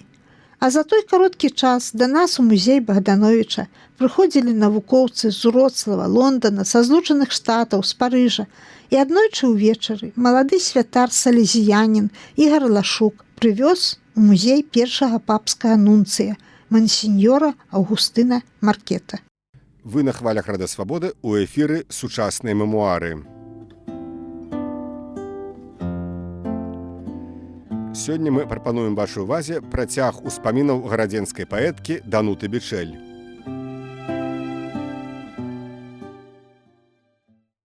У 1986 годзе пачалі стварацца суполкі моладзі. У музеі Максіма Богдановича у той час была створана першая вельмі сціплая экспазіцыя ў адной кватэры і пачаў там збірацца дзіцячы гурток «Вянок». Ён быў зарэгістраваны ў абласным палацы піянераў як літаратурна-творчы гурток, а мэта яго была размаўляць на роднай мове у сяброўскім асяроддзі паміж сваіх, каб не смяяліся на вуліцы з мовы. Тут жа увесь час смяюцца, дражняцца. Большасць дзетак былі з адной школы, нумар 28, з раёна Дзевятоўкі. З імі прыходзіў у музей выкладчык беларускай мовы і літаратуры Анатоль Хілько. Мама траіх дзяцей Аліна Крачкоўская дапамагала мне. Была гаспадыняй, краўчыхай, мастачкай, спявачкай і проста добрай мамай. Дапамагалі нам працаваць з дзеткамі мастакі Алена і Алесь, студэнты медінстытута і шмат хто яшчэ. Часам выхаваўцаў было болей, чым дзяцей. Прыйшло некалькі пачаткоўцаў з іншых школак і суседніх дамоў. Увечары іх мае сябры праводзілі да іх кватэраў. Усе былі ва ўзросце 4-6 класа. Гулялі вясёлыя беларускія гульні.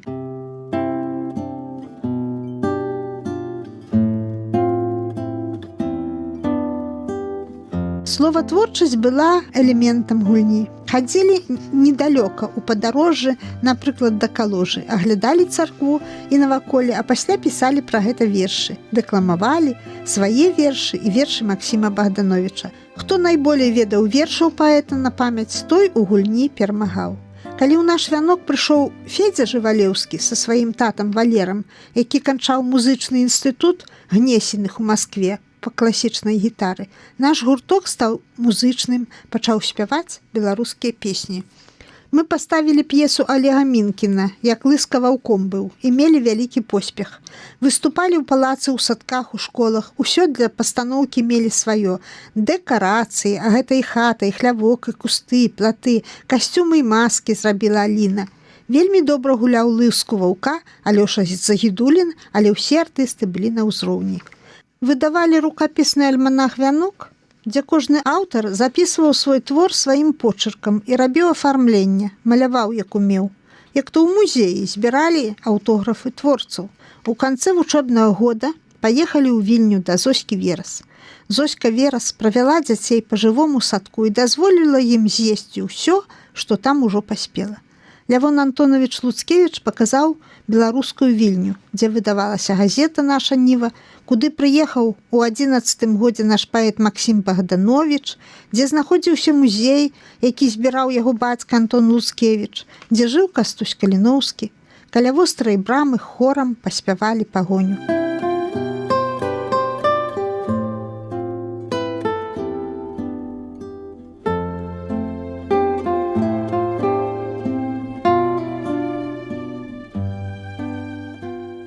Дзеці вянка сустракалі святы ў сваім асяроддзі, сустракалі Новы год з ялінкай, калядавалі і гукалі вёсны.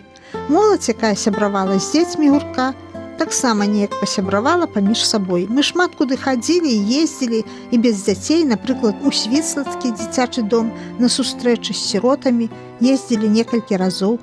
Усе наведвалі па чацвяргах паходню гарадскі асветніцкі клуб, якім кіраваў Міхась Ткачоў. Ахвотна хадзілі на ўсе брудныя акцыі, чысцілі гараднічанку, могілкі, ездзілі ў Кушляны, чысціць сядзібу Багушевіча. Быццам бы можна было некалькімі дзесяткамі студэнтаў ачысціць гэты стагоддзямі засмечаны край ад чужога і свайго смецця. І ў кагосьці з'явілася думка ўтварыць суполку пры музеі з моладзі.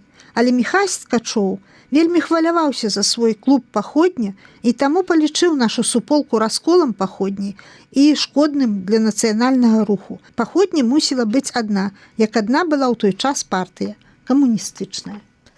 Але суполка ўжо працавала, такое невялікае, вельмі актыўнае, рухомае, таленавітае ўтварэнне. Суполка імя Максіма Богдановича урэшце стала групай падтрымкі БНФ адраджэння, а яе рухавіком, яе лідарам быў Зміцер Кісель. Суполка Максіма Богдановича не была нідзе зарэгістраваная, ды не трэба было мець ні рахунку ў банку, ні іншых юрыдычных правоў.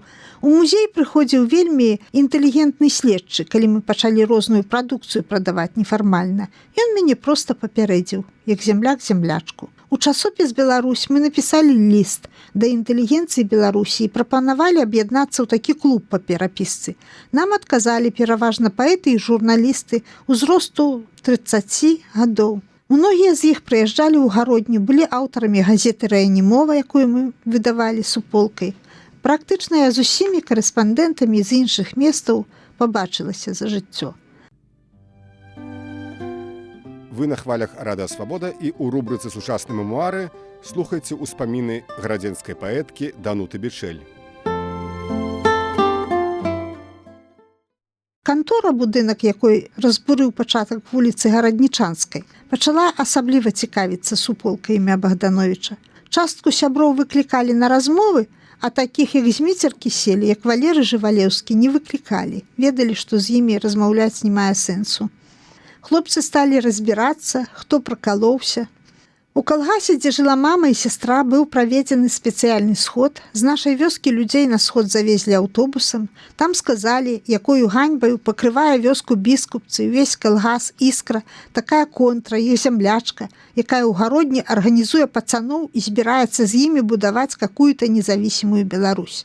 Калі вярнуліся людзі са сходу і распавялі маме, яна спалохалася, думала, што мяне ўжо арыштавалі, што мяне яна болей не ўбачыць, але ўбачыла жывую і супакоілася.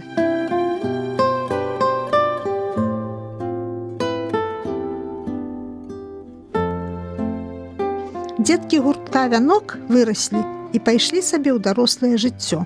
Суполку імя Максіма Богдановича не разбурылі тыя паходы ў кантору. Ад яе адлучыліся паэты, як то паэты. Яны ўтварылі гурт «Дыяген», з якога пасля адкацілася кола. Ну, дыяген жа сядзеў у бочцы, ды кола – это абруч ад бочкі. Кожны з гарадзенскіх паэтаў падумаў пра сябе, што ён самы лепшы. Нехта стаў заснавальнікам поп-арту, нехта бацькам постмадэрнізму, нехта дэкадансам, нехта крэсолагам. А ў музеі працавала старамодная Данута Бічэль. А равеснікаў у Дануты не было. Равеснікі Дануты заняты былі самі сабой і сваімі сем'ямі. Ужо ў гэтым годзе, 10 снежня, на спатканні з першакурснікамі студэнтка спытала: «Як вы ставіцеся да авангарду?» Я разгубілася ад такога цікавага пытання. Я люблю авангард 30-х гадоў 20-го стагоддзя, асабліва лаціносаў Вісенту Уідобру і Джорджа Боргеса. Але дзяўчына пытала пра авангард пасля спаткання з аўтарамі часопіса «Архэ». А я якраз дрэнна ведаю гэтых авангардыстаў. Але разумею, што ў кожнага стагоддзя, можа нават у кожнага пакалення людзей, ёсць свая авангарда. А выкладчык мне дапамог, няхай эксперыментуюць, пакуль маладыя. Калі створана была ў музеі Максіма Богдановича экспазіцыя з улікам свежых павеваў, якія прыйшлі на Беларусь у пачатку 90-х гадоў, прыйшлі і новыя наведвальнікі, дзеці, якія з пачатковай школы вывучалі кнігу «Мая радзіма Беларусь». Яны ведалі Ефрасіню Полацкую, Льва Сапегу, самі маглі пра іх расказваць. І з'явіліся такія людзі, якія прывозілі ў гародню да Максіма нацыянальна заангажаваных сяброў, цэлыя групы, асабліва з Менска, Яўген Васілеўскі, Зміцер Ціхановіч. Кафедра гісторыі універсітэта праводзіла краязнаўчую практыку. У 1997 годзе такую практыку праходзіла група Паўла Мажэйкі, а пасля Павел стаў прыводзіць у музей моладзь з Беластотчыны, з Уроцлава, з Чарнобыльскай зоны, з Піцера і з усяго, можна сказаць, кантыненту. І вельмі нас пацешыў балет з Яраслаўля. У гародні праходзілі конкурсы дзіцячай музычнай творчасці. Спачатку яны насілі імя Максіма Богдановича. Вось на такім конкурсе удзельнічаў дзіцячы балет і кампазітар, пяцікласнік атрымаў прэмію. Яны прыйшлі ў музей да свайго ярослаўскага паэта Максіма Богдановича. Гэта была незабыўная сустрэча. Мы ў Ярослаўлі так і не былі. За прэмію кампазітар купіў сваёй групе марозіва. Якраз хапіла па адной порцыі.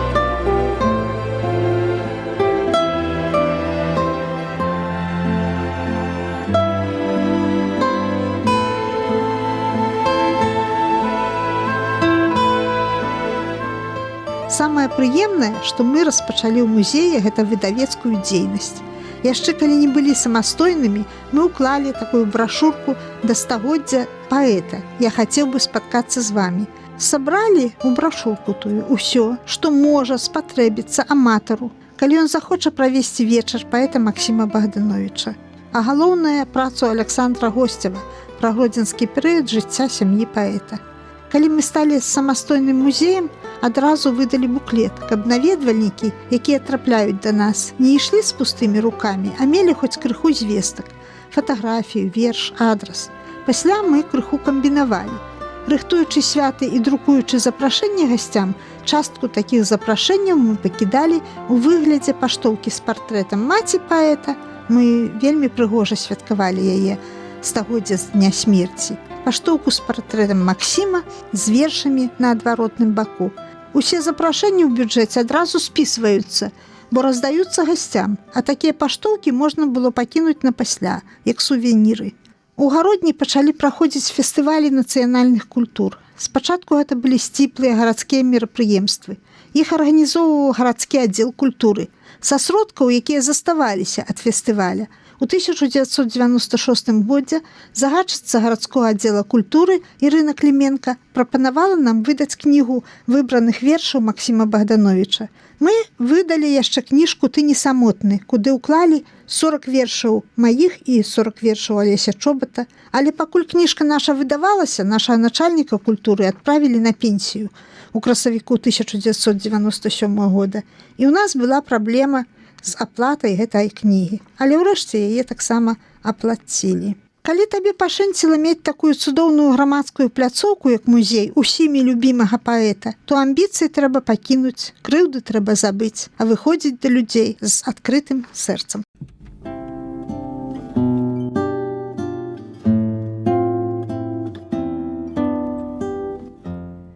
Данута Бічэль, каго помню і люблю. Сёння прапануем наступную частку ўспамінаў, якую чытае аўтарка.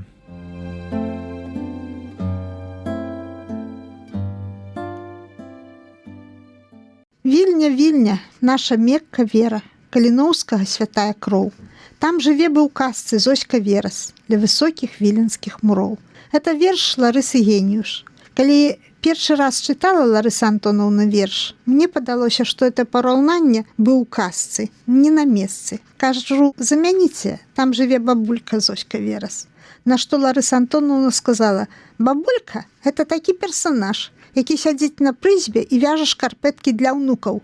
Зоська Верас працуе на Беларусь, піша ўспаміны, адказвае на ўсе лісты, дапамагае навукоўцам, музеям, школам. Яна не бабулька. Я пазнаёмілася з Зоськай Верас асабіста, калі пачала збіраць музей Максіма Богдановича. Ёй ішоў 90-й год. Але сапраўды пра гэта не думалася. Яна была працаздольнай, як маладая. Мы ведалі адна другую, дзякуючы Ларысе Геніюш, якая нас пазнаёміла перапіскай. Успаміны 5 месяцаў у Менску пра Максіма Богдановича я прачытала ў газеце «Літаратура і мастацтва». Мела гэтую газету і цытавала, калі ў школе апавядала вучням пра Богдановича. Былі ў мяне ўспаміны пра гродзенскі гурток беларускай моладзі, друкаваны ў беларускім календары ў Беластоку. Ларыса Антоновна ў лістах і пры сустрэчы ўсё абяцала мне звазіць у Вільню да сваіх сяброў-шышэяў, якіх яна ў лагеры паміж сабой пазнаёміла і пажаніла, і да Зоські Верас. Але адзіны, хто прывозіў Ларысу Антоновну ў Менск ды гародні, быў бацюшка Васіль. Наша прыгожая паездка ў Вільню адкладвалася. Людвіка Антоновна, так звалі Зоську Верас у жыцці, спаткала мяне вельмі шчыра. Я думала, што гэта таму, што я прыехала з гародні, з горада яе дзяцінства, дзявоцтва. Тут жа жылі яе дзяды свіцкія, рос яе тата. Гэты горад яна наведала ўпершыню, калі ёй было 5 гадоў, і добра памятала, як доўга стаялі ў калейцы, каб пераехаць праз Нёман. Мост у пачатку 20 стагоддзя быў часовы, некалькі падводаў, і ён апускаўся ў ваду. Пасля ўжо без бацькі, які памёр маладым, яна з маці жыла на вуліцы Гараднічанскай і вучылася ў беларускай прыватнай гімназіі ў 1908-1912 годах. Была артысткай аматаркай, паэткай, бібліятэкаркай, выдаўцом газеты «Колас беларускай нівы», распаўсюджвальніцай беларускіх кніг, часопісаў, календароў, якія ёй прысылалі з Вільні, адна з актыўнейшых сяброў гродзенскага гуртка беларускай моладзі.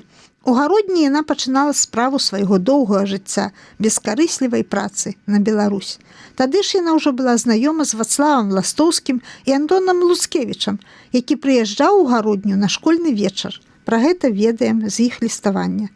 Вядома ж, кіраўнік гуртка ксёндз Францішак Грынкевіч меў шмат абавязкаў душпастырскіх, і ўсе арганізацыйныя клопаты ўзяла на сябе дзяўчына, пра якую Аляксандр Уласаў, калі распранаў яе з футры ў рэдакцыі нашай нівы ў Вільні, сказаў: «Мы думалі, што гэта салідная асоба, а гэта дзяўчо». У Вільню з гародні і мы, як наша мілая папярэдніца, ездзілі цягніком, а па горадзе тралейбусам, дадому будаўнічага камбіната, а там праз чыгунку ў лес. У лесе сцяжынка была, але не адна, як у казцы. Не было пэўнасці, ці правільна ідзём, пакуль не вырастала хата. Хата з гліны, уся ў кветках. Як убачыш хатку, можна адпачыць, прычасацца, выцерці пыл з абутку, як перад касцёлам. Летам хадзілі, можна было знайсці жменьку лясных ягад. Людвіка Антоновна была савой. Яна ўночы не спала. Для нашага зборніка і для музея яна напісала ўспамін старое Гродна. Як аддавала мне рукапіс, сказала, што гэта я напісала адразу, ніякіх чарнавікоў не рабіла, а рукапіс быў без адзінай праўкі. Калі я прыходзіла, можа, о 12 гадзіне, яна яшчэ спала. Яе паціху будзілі, абы не будзілі. Яна сама прачыналася апоўдні. Можна было паразмаўляць з дачкой Галінай ці з зяцем Лявонам Луцкевічам. Яны ж таксама мелі аб чым апавесці. Можна было і паглядзець яе батанічны жывы слоўнік, бо ў яе гародзе ўсё цвіло. Ніколі не быў ён занядбаны, не было там ні возера, ні рэчкі, толькі студня. Але Лявон Луцкевіч з унукам Зоські Яраславам зрабілі жалабкі на страсе і трубы да вялікай бочкі, каб збіралася кожная кропелька вады. З гэтай жа патрэбы было заментавана некалькі невялікіх басейнаў, а вось і гаспадыня з кіёчкам выйшла на спатканне. Яна не снедала, не піла гарбату зранку. Зоська Верас выходзіць з гнязда жаўрука, і кавенька пільгрыма ў маленькіх руках, і радзімая зелечка ходнік ёйтча, і нябёсы яе не прымаюць яшчэ. Богданович Максім, і Гарэцкі Максім, і Купала. Яна спатыкалася з ім. Пан Ластоўскі яе да Варшавы паслаў, нібы вольнай краіны пасла. Правядзе адзінокіх да іх цемнаты і папросіць, каб неба ўзяло. Паясочкам на крыж пажагнае лісты і напіша пра ўсіх колькі слоў. Яна была прыроджаным асветнікам, прапаведнікам, калекцыянерам, экскурсаводам. Пра расліны ў садку, якіх у кожным гародзе не садзілі, яна апавядала. Напрыклад, высокі куст, як памідоры, але дробныя, і называлася яна бульва, праз «В». Заводзіла ў цяпліцу, там чакалі хрызантэмы. Іх гадавалі на задушны дзень 2 лістапада, каб хапіла на могілкі ўсіх беларускіх дзеячаў, якія пахаваны ў Вільні на росах, на панарах. Скрайнюю градку ад лесу яна засаджвала фасоляй для касулі, якая прыходзіла з лесу ў госці. Вярталіся ў хату, каля дзвярэй цвіла белая шыпшына, гэта з сядзібы Лявіцкіх ці ад Вігінаша. Прывезлі некалі, так тут і расце.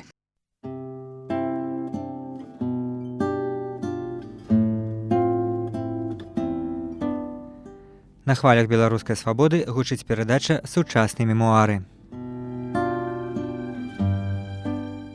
Вы слухаеце ўспаміны гарадзенскай паэткі Дануты Бічэль.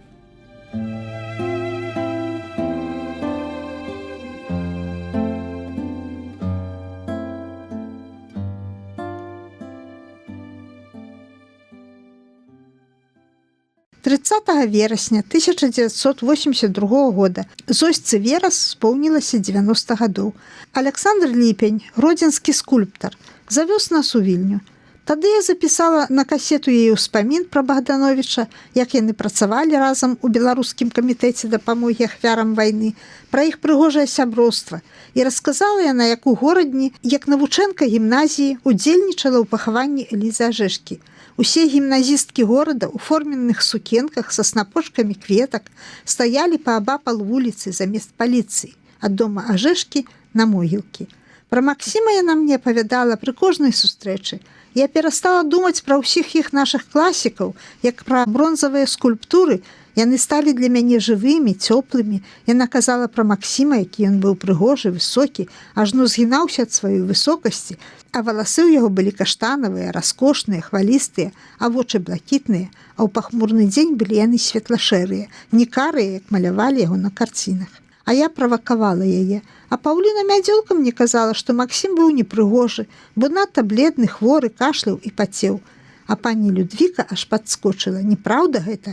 Ён быў бледны, але гэта яму было да твару. А калі кашляў, ён звычайна адыходзіў у бок і меў заўсёды чыстую хусцінку, каб выцерці пот і вусны.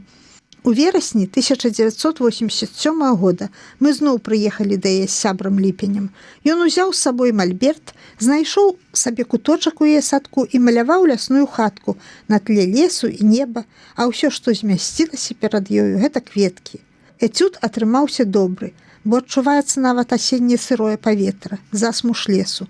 Мне сябра Ліпень падараваў карціну лясной хаткі, яна цяпер у мяне перад вачыма ўвесь час, займае сцяну ў маім пакоі. Такое цяпер у яе жыццё.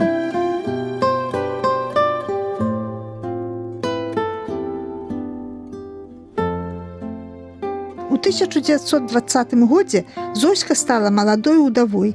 Яе муж Фабіян Шантыр быў застрэлены бальшавікамі.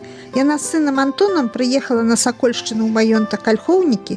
Дзед Людвік памёр у 1922 годзе. Людвіка з мамай прадалі хутар і паехалі ў Вільню. Там купілі дом. Там Зоська Верас пачала ў Вільні працаваць адміністратарам беларускага друку. Перад вайной яна з мужам Антонам Войцікам прадала дом у Вільні. Купілі гектар лесу і самі збудавалі лясную хатку на падабенства украінскіх мазанак ці ляпянак з гліны. Усю вайну сям'я кармілася з таго, што вырастала на агародзе ды з лекавых зёлак, у якіх Зоська Верас ведала толк. Яна ж скончыла ў Варшаве школу агароднікаў, практыку праходзіла ў перадавой гаспадарцы Івановскіх у Лябёдцы пад Шчучыным. Яна ж уклала і выдала батанічны слоўнік на 5 мовах у 24 годзе. У 1948 годзе памёр яе муж Антон Войцік, сын быў у гулагах, але вярнуўся ў 56 годзе цяжка хворы. Лясная хатка – гэта вялікая гісторыя роду беларускай інтэлігенцыі. У музей Максіма Богдановича ў гародні Зоська Верас перадала вельмі шмат віленскіх выданняў. У яе былі часопісы, некаторыя кнігі яна сама шукала па сваіх знаёмых, у Сергея Новіка Піюна, у Янкі Богдановича і дзяліла паміж нашымі музеямі. У той самы яе час прынялі ў саюз пісьменнікаў. Яшчэ праз 3 гады выдалі яе кніжку «Каласкі», аформілі пенсію. Вядома, гэта былі малыя грошы, але яна прывыкла і навучылася жыць без грошай. Апошняя наша сустрэча адбывалася ў сакавіку 1991 года. Вільню трушчылі танкі дэмакрата Міхаіла Гарбачова. Праз тыдзень па гэтых падзеях я і Чобат паехалі туды. Надта хацелася глянуць на непераможную Вільню. Людвіка Антонаўна знаходзілася на прасторным ложку у прасторным чыстым пакоі. Галіна і Лявон апекаваліся 99-гадовай маці як святой. Лясной хаткі ўжо не было. Згарэла 13 мая 1990 года. Але гаспадыні пра тое не сказалі. Калі яна ўгадала, хто прыехаў, бо ўжо не чула і не бачыла, адразу пачала гаварыць пра нашу агульную вялікую любоў, а можа і містычнае каханне пра Максіма Богдановича, і аж дзіва знаходзіліся нейкія новыя моманты, якіх дагэтуль не сказала. Я трымала яе худыя ручанькі, такія яны былі родныя. Яна была прыгожая ў сваёй несмяротнасці, як вострабрамская маці. Я цалавала яе ўпалыя, але гарачыя шчокі. Бог надзяліў мяне інтуіцыяй. Я ведала, што мы на гэтым свеце болей не спаткаемся. 8 кастрычніка яна памерла, я тым летам перанесла аперацыю і не паехала ў Вільню. Пахавальную святую імшу па зосцы Верас служыў ксёндз з Вішнева, Уладзіслаў Чарняўскі. Паэт – гэта лапата, якая капае чорную зямлю, і зранены гэтай лапатай крот. Чэслаў Мілаш напісаў пра Тадэуша Ружэвіча, але падыходзіць гэта і да вобраза Зоскі Верас.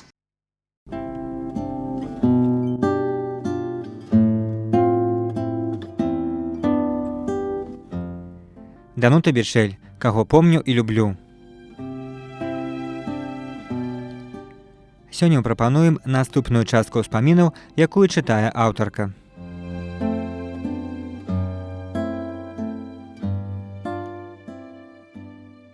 Дзеля таго, каб выдаваць газету, мы ўтварылі суполку імя Максіма Богдановича, у якую ўваходзілі чалавек 12-20, не болей. У тыя 1989-90-е гады адбываліся такія цікавыя падзеі, пра якія афіцыйна прэса зусім не пісала, а калі закранала, дык толькі з адмоўнага боку, са здзекам, з пагардай. У нефармальным, незарэгістраваным друку можна было апавядаць пра дзейнасць БНФ адраджэння, пра гродзенскія суполкі, пра мітынгі, пікеты, пра тое, як ідзе выбарчая кампанія. Адбыўся ўстаноўчы з'езд таварыства беларускай мовы. Мы давалі справаздачу пра з'езд. Газета «Рэанімова» выходзіла нерэгулярна. Выйшла ўсяго толькі 11 нумароў. Нумар 12 выдавалі праз год у 91-м у Баранавічах. У нумары змясцілі якраз здымак Ларысы Геніюш у капелюшы. Гэта той здымак, што пасля абмяркоўвалі ў нашай ніве, як загадку, хто гэта такая. А ў музеі ёсць арыгінал фатаграфіі, які Ларыса Геніюш сама падаравала пры жыцці.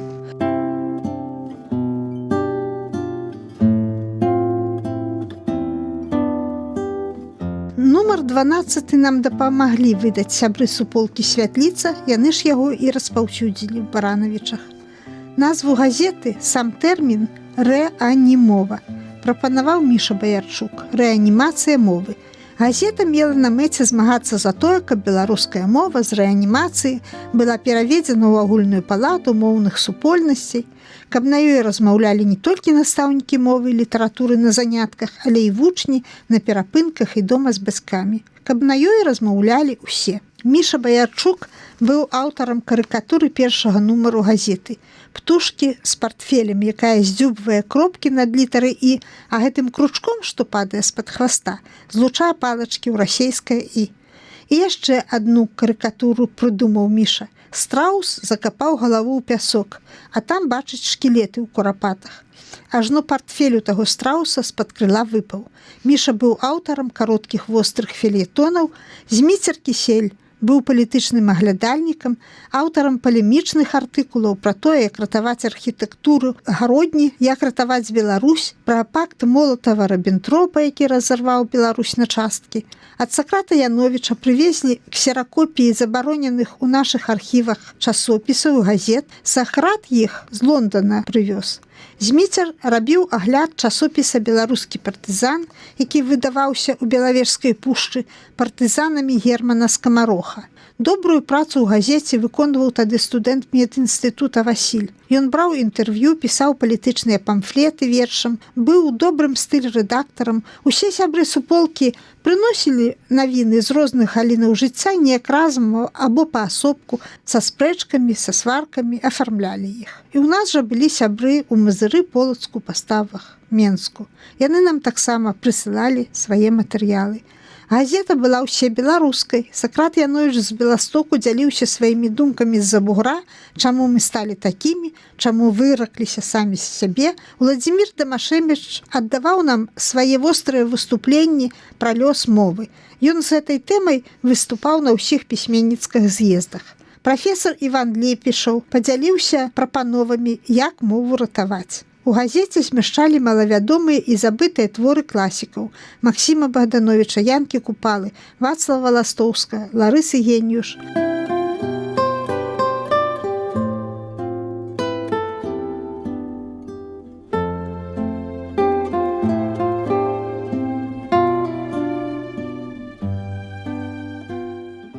першым нумары змясцілі ноты і словы песні «Магутны Божа». Ноты прывезлі ад Юркі Латышонка з Беластоку, нават данчык іх не меў. Наталья Арсеньева дасылала мне зрэдку лісты з Амерыкі, у якіх апавядала пра сваё жыццё, пра ўнучку, пра бацькоў рана памерлай нявесткі, якімі яна старэнькая апекавалася, пра сяброўства з Янінай Кахановскай, бабуляй данчыка, апавядала, як яна збірае ў парку баравічкі. Мы некалькі лістоў Наталлі Арсеньевай таксама змясцілі. У гэтых лістах яна мяне навучыла, што не трэба плакаць, пісаць пра дробныя клопаты, скрухі, а пісаць пагодныя цёплыя лісты, каб саграваць імі сяброўку здалёку. У газеце былі апублікаваны вершы паэта-мучаніка ГУЛАГу Віталія Губарэвіча. Іх нам перадаў Мікола Канаш, з якім мы сустракаліся ў Ларысы Геніюш у Зэльве. Ён прывёз вершы Ларысы Геніюш з ГУЛАГу ў памяці. Аднойчы з Уладзімірам Арловым я была ў Жлобіне, і таксама былі ў гасцях мы у Міколы Канаша. У рэанімове дэбютаваў малады паэт з Віцебшчыны пад псеўданімам Івар Гамаюн. Яго здзеклівыя вершы «Я свіней адганяю», «Аюсь» і «Мірны атам у кожную хату» – гэта была добрая палітычная паэзія. Вось страфа. А з Беларусі ляцелі гусі, добрыя гусі ды нельга есці.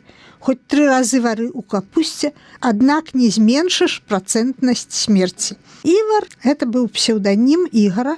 Апрача вершаў і краязнаўчай дзейнасці, ён збудаваў у паставах хату, чым не кожны паэт можа пахваліцца.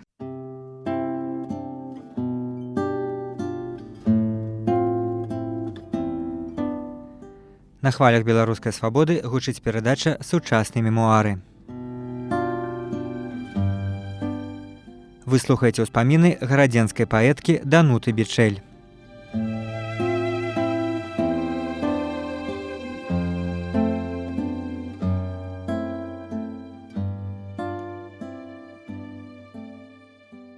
Калі ў гародню заязджалі людзі з іншых рэспублік, яны шукалі беларусаў, прыходзілі ў музей. Мы такой аказіі не прапускалі, размаўлялі з імі і з тым, каб пра іх напісаць.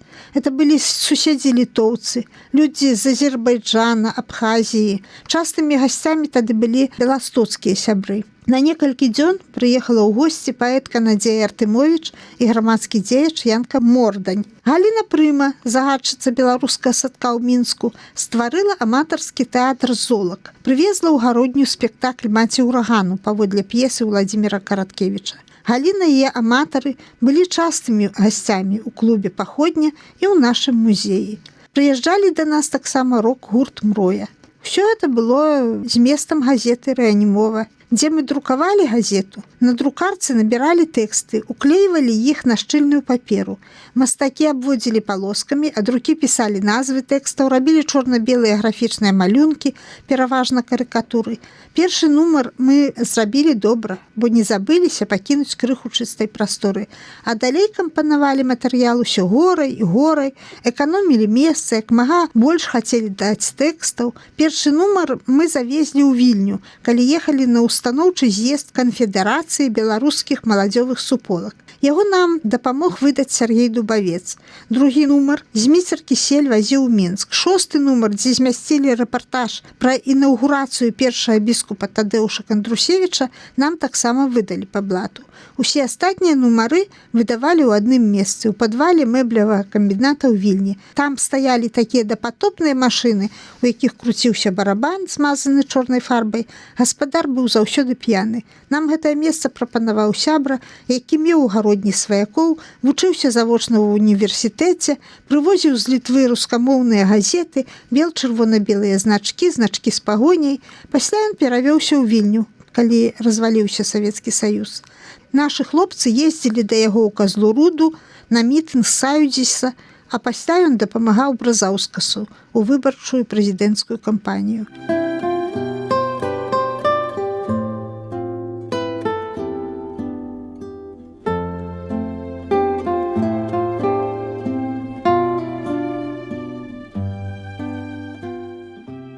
Я завозіла вёрстку кожнага нумару газеты, а пасля ездзіла па гатовую прадукцыю. Такая была ўмова. Я вазіла туды і звароты, і праграмы кандыдатаў у выбарчую кампанію, і другія газеты. На камбінат праходзілі па пропуску праз вяртушку, таму той літовец патрабаваў, каб да яго звярталася толькі адна асоба. Запакаваную прадукцыю ён выносіў праз кантрольны пункт сам. У нас не было ніякіх планаў, мы амаль не мелі рэдактарскай тэчкі, не было ў нас статыстыкі, наклад мы выдзялялі тымі сродкамі, якія мелі свае, ад 200 до 2000 асобнікаў. Распаўсюджвалі рэанімову ў часе абедзенных перапынкаў ля помніку маршалу Сакалоўскаму перад вокнамі гарвыканкаму на вуліцы. Прадавалі вельмі танна або раздавалі.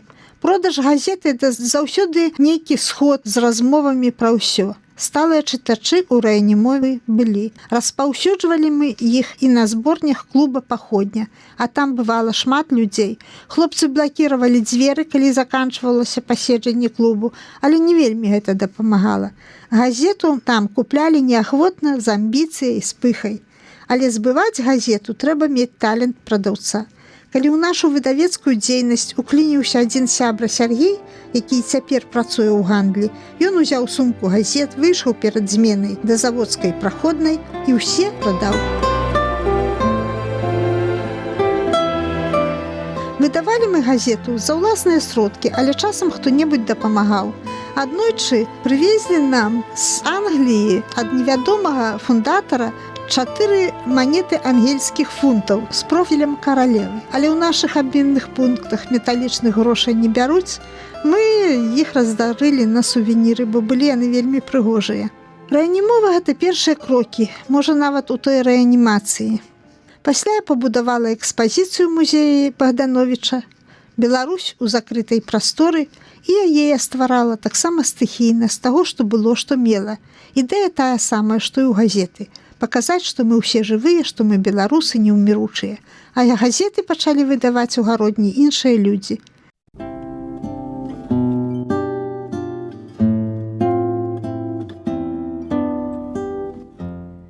Данута Бічэль, каго помню і люблю. Сёння мы прапануем наступную частку ўспамінаў, якую чытае аўтарка.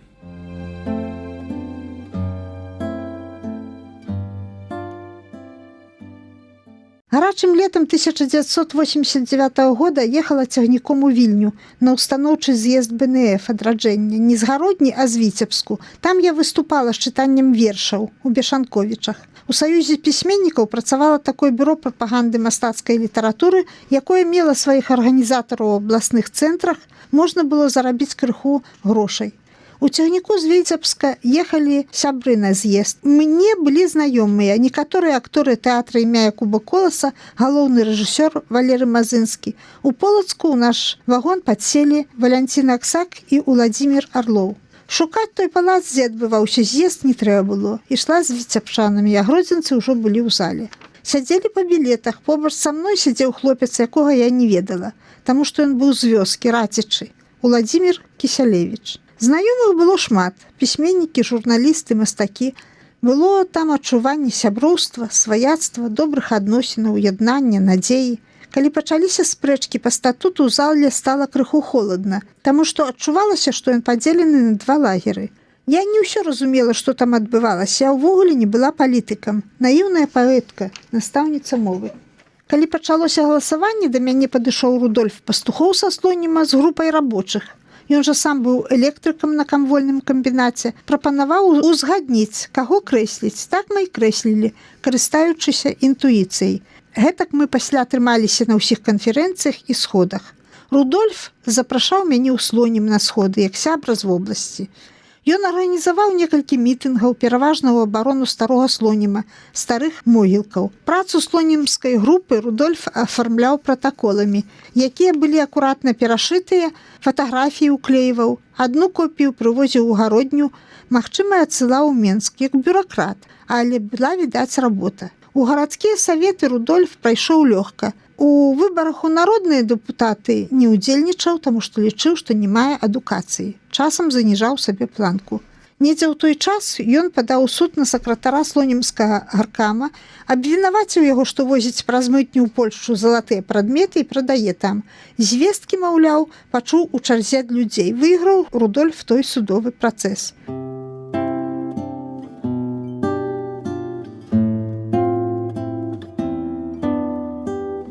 вялікіх тлумах я губляюся, таму мне патрэбны побач надзейны сябра. А такім быў Рудольф Пастухоў, які называў мяне маці. Каб не Рудольф, прыйшлося б не дрэнна. Напрыклад, калі б паехалі на мітынг у Курапаты, а трэба было пешкі ісці ад акадэміі да Курапат, ад Курапат да помніка Богдановичу, Рудольф браў мяне на буксір. Пра расстрэлы нявінных людзей ён ведаў непасрэдна са свайго жыцця. Ён быў сынам расстраляных ворагаў народа. Нарадзіўся ў Рыбінску каля Яраслаўля. Яго ўсынавіла добрая жанчына Вера Пастухова. Пра родных бацькоў ён нічога не ведаў. Суседка, чую дзяўчынку Рудольф увечары незнарок штурхнуў, абазвала яго сволачу, што яго трэба расстраляць, як і яго бацькоў. Рудольф пакрыўдзіўся і спытаў маці, хто мае бацькі. Маці сказала, што яго бацькі былі добрымі людзьмі. Яму гэтай праўды было мала. Ён пайшоў з дому ў 11 гадоў, трапіў да злодзеяў, беспрытульнікаў у турму. Першы раз яго вызвалілі па малалецтву. Другі раз ён сеў на лаву падсудных і атрымаў 20 гадоў.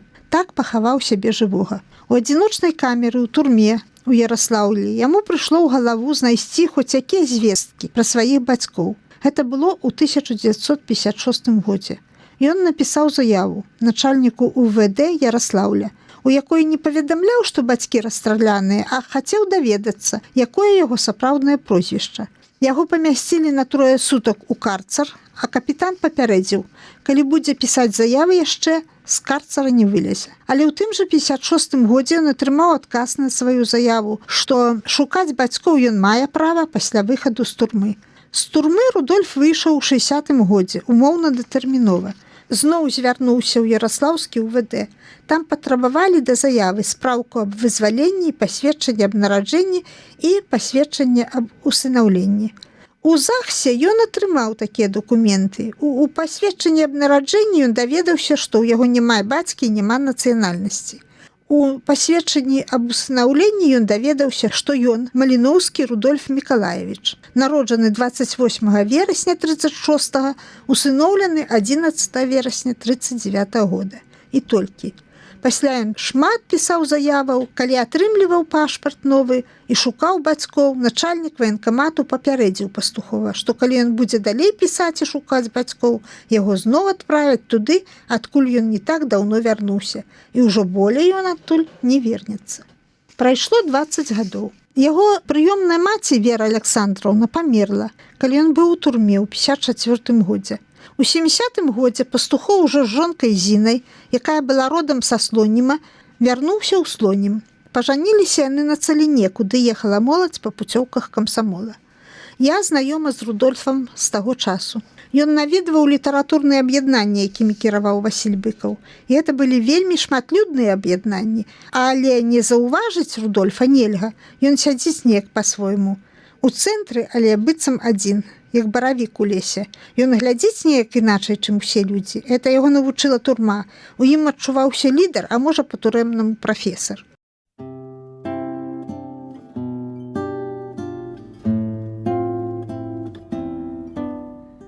На хвалях беларускай свабоды гучыць перадача «Сучасныя мемуары».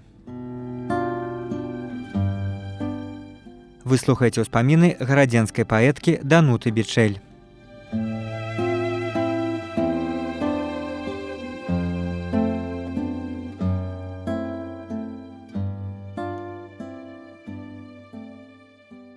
У 71 годзе ў Гродзенскай праўдзе быў надрукаваны першы верш Пастухова «Балота». Пасля Рудольф выступаў з вершамі пераважна ў слонімскай газеце «За перамогу камунізму», у альманахах, у розных газетах. Яго вершы не рабілі на мяне ніякага ўражання, таму што сапраўднай паэзіі сваёй ён не даваў у друк. Аднойчы я прыехала ў Слонім, мы схадзілі ў касцёл святога Андрэя, там ксёндз такі, які не ўмее размаўляць па-польску. І таму усе малітоўныя часткі гаворацца па-польску традыцыйныя, а ўся астатняя малітва адбываецца на беларускай мове. Рудольф быў добра знаёмы з ксёндзам, пазнаёмы ў мяне, хоць я яго таксама раней сустракала ў Мурашмянцы. Пасля паказаў мне тое ў Слоніме, што засталося ад палацу сапегаў, а з такімі дэталямі, што ён мяне проста загнаў у кут, як краязнаўца. Калі мы стомленыя вярталіся да Зіны на вячэру, на вуліцу Яршова, дзе жылі пастуховы, Рудольф па дарозе пачаў мне чытаць свае вершы. Блатныя, злосныя, з мацюкамі, неперакладныя.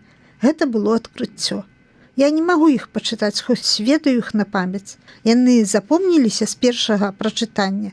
Высоцкі і ўсе маскоўскія барды блекнуць перад яго вершамі, таму што там адчуваецца літаратуршчына, а тут аголены боль і злосць, пра голад, безнадзейнасць, безвыходнасць чалавека, якога садзяць у пятлю і ўжо заціскаюць шнурок, выбіваючы з-пад ног табурэтку.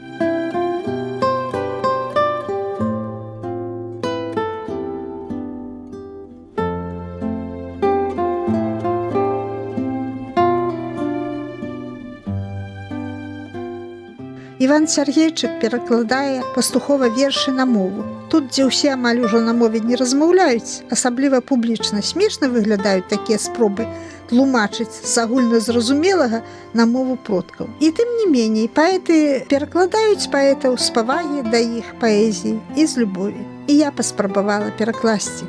Для прыкладу 2 страфы пра вязня, які выдзеўбаў у бервяне дупло і уцякае ў такой схоўцы па рацэ, ведаючы, што шукаюць уцякачоў звычайна ў тайзе. Плыве па каме бервяно крывое, у полас не затычкі, а не дна. Надзейна затарцована. Затое ён там, у лес быў цела сатана. Ён будзе там чакаць спаткання з мамай, але на нейкай станцыі чужой сукровіцай сплыве пад піларамай, здзічэлай адзінокаю душой. Тады ў слонімі я пачала яго падбіваць сабраць усе свае вершы і даць мне пачытаць. Яму не трэба было збіраць, усё запісана ў вялізны агульны сшытак. Уклаў кнігу «Судьба», лёс, Алесь Чобат. Яна была надрукавана ў слонімскай друкарні ў 94 годзе, накладам 2000 асобнікаў. Пастухоў прыехаў у гародню, у невялікай зале была прэзентацыя кнігі. Аматары паэзіі яго зразумелі і ацанілі. Я думаю, што Пастухоў сваю кнігу паспеў раздарыць і распаўсюдзіць сам, хоць часу ў яго ўжо не было. Таму што ён захварэў, яго адправілі на пенсію адразу ў 60 гадоў. Сваё 60-годдзе ён святкаваў на лецішчы ў Чамярах.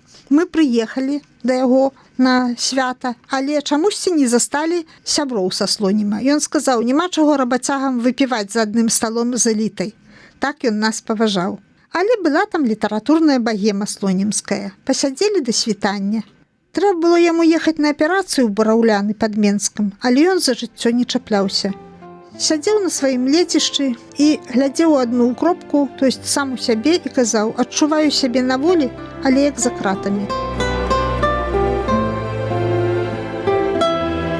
У пачатку верасня ён прыехаў у гародню ў бальніцу, прыйшоў да нас увечары у музей, папілі кавы, а праз 3 дні жонка пазваніла, што ён памёр дома. Медсястра ў бальніцы яго пакрыўдзіла. Працэдуру, якую прыпісаў лекар, адмовілася рабіць, сказала, я трупаў не лячу. Ён са злосцю і з болем даехаў дадому, яму балела сэрца, ён задыхаўся.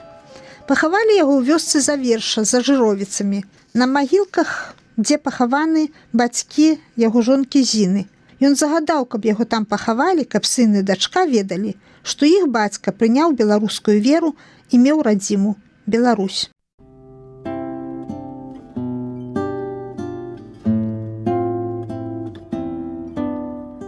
Данута Бічэль, каго помню і люблю. Сёння мы прапануем наступную частку ўспамінаў, якую чытае аўтарка.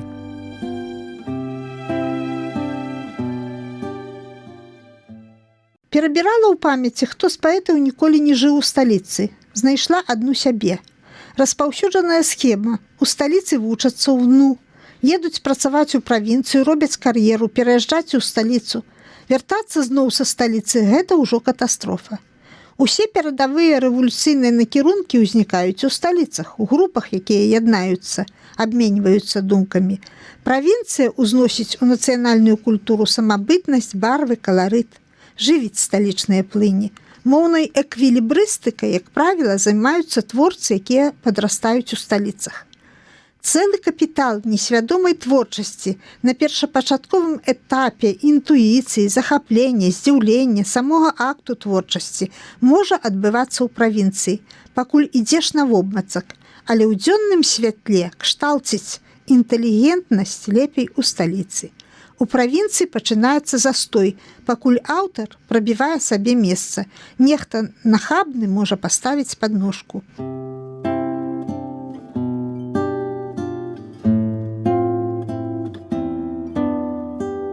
У высокіх культурах у правінцыях квітнеюць цэлыя прыгожыя аазісы.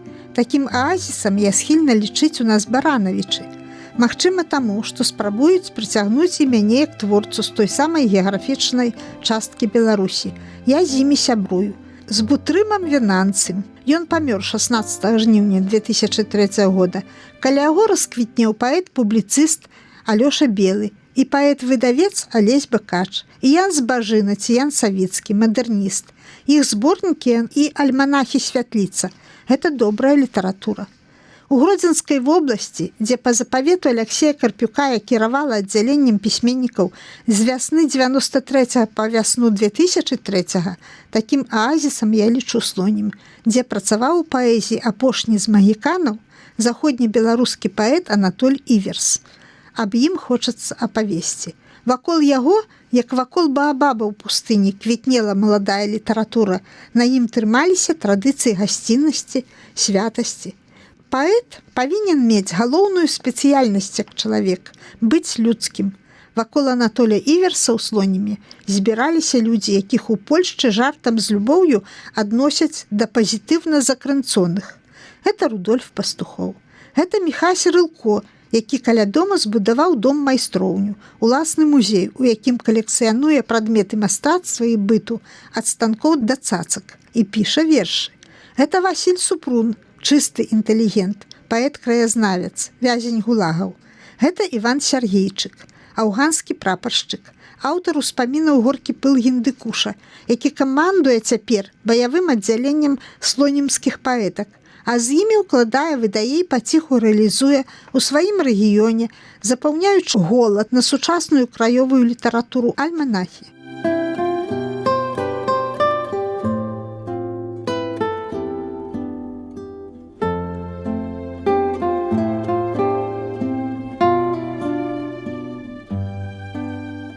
Але хачу апавесці пра Анатоля Іверса. Анатоль Іверс – гэта псеўданім. Расшыфроўваецца так. Іверс – гэта Іван плюс Вера раўняецца сям'я. Сапраўднае прозвішча – Іван Дарафеевич Міско. Паэт родам з Чамяроў. Пражыў даўжэй за многіх заходнебеларускіх паэтаў. Увесь час быў пішучым, як Максім Танк, як Валянцін Таўлай, як Міхась Васілёк. Анатоль Іверс у сталіцы Вялікага княства Вільні вучыўся 1-28 год у беларускай гімназіі. Адтуль выключаны за палітыку. Потым вучыўся ў Клецкай і Наваградскай. Таксама недоўга. У 1934 годзе выступіў у літаратурнай старонцы, якая была канфіскавана. Усіх аўтараў пасадзілі ў Лукішкі, у турму. У 1939 годзе ўклаў і выдаў зборнік вершаў песні на загонах. Маці паэта загінула пад панскімі коламі, бацька, жонка і брат загінулі ў вайну. Пасля вайны не было ў Іверса сведкаў, што ён працаваў у падполлі. Камандзір, які яго туды пасылаў, загінуў. Анатоль Іверс, як вораг народа, варыў смалу ў хімлесгасе. Пасляваенная жонка Ніна, маладзейшая за яго на 13 гадоў, памерла раней за яго. Анатоль Іверс любіў прыязджаць у гародню на нашы сходы, але найчасцей мы сустракаліся ў Слонімі. Недзе ў 80-е гады ён мне апавядаў пра Наталлю Арсеньеву, як яна з тэатрам у вайну прыехала ў Слонім і казала яму, што немцы хутка адступяць і што трэба ёй збірацца на чужыну. Апавядаў ён і пра свае кантакты з ксяндзом Адамам Станкевічам, які перад вайной прывёз з Вільні карэктуру песняў на загонах, які служыў у касцёле святога Андрэя ксёндзам. І шмат пра каго яшчэ. Слонімская інтэлігенцыя вельмі паважала свайго паэта. Яго круглыя даты жыцця ператвараліся ў прыгожыя вечары. Нават гадавіну смерці яны адзначалі, хоць гэта было не так і проста ў 2000 годзе. Я бывала на ўсіх вечарах і проста ездзіла ў Слонім да сяброў. Мы ліставаліся з Іверсам. Апошні раз размаўлялі 21 жніўня 99-го года. Ён мне чытаў новыя вершы, поўныя гумару. Я яму падпісала свае зборнікі. Даслаў мне ліст 30 верасня. Памёр 26 кастрычніка. Я праводзіла яго ў спрадвечную вандроўку. Плакала неба, была залатая восень. На дарогі, на рэчкі восенькі дала цень, і бярозы, як свечкі, дагаралі штодзень. Менавіта сярод такіх бярозаў яго адпявалі.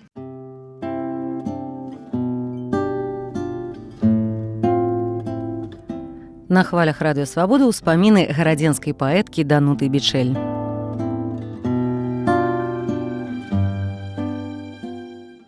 Наша апошняя размова была як бы падвядзеннем вынікаў жыцця. У паэта адняліся ногі, дэфензіва біла па пятках. Тады рэвалюцыйныя сілы верылі ў сілы народа, а як дачакаліся вызвалення, іх зрабілі ворагамі народа, а як дачакаліся дэмакратыі, то хоць у бутэльку палязай. Але ратавала паэзія.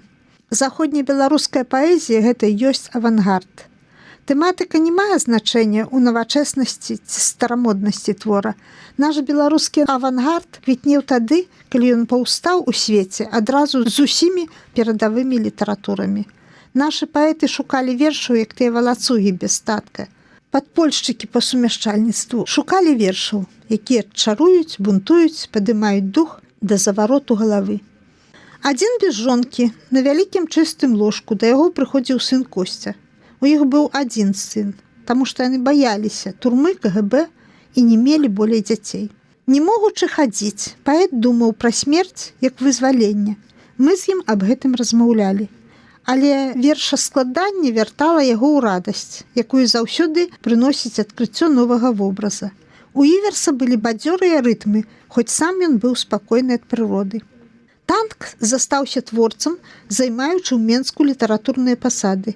Іверс стварыў у ціхім Слоніме.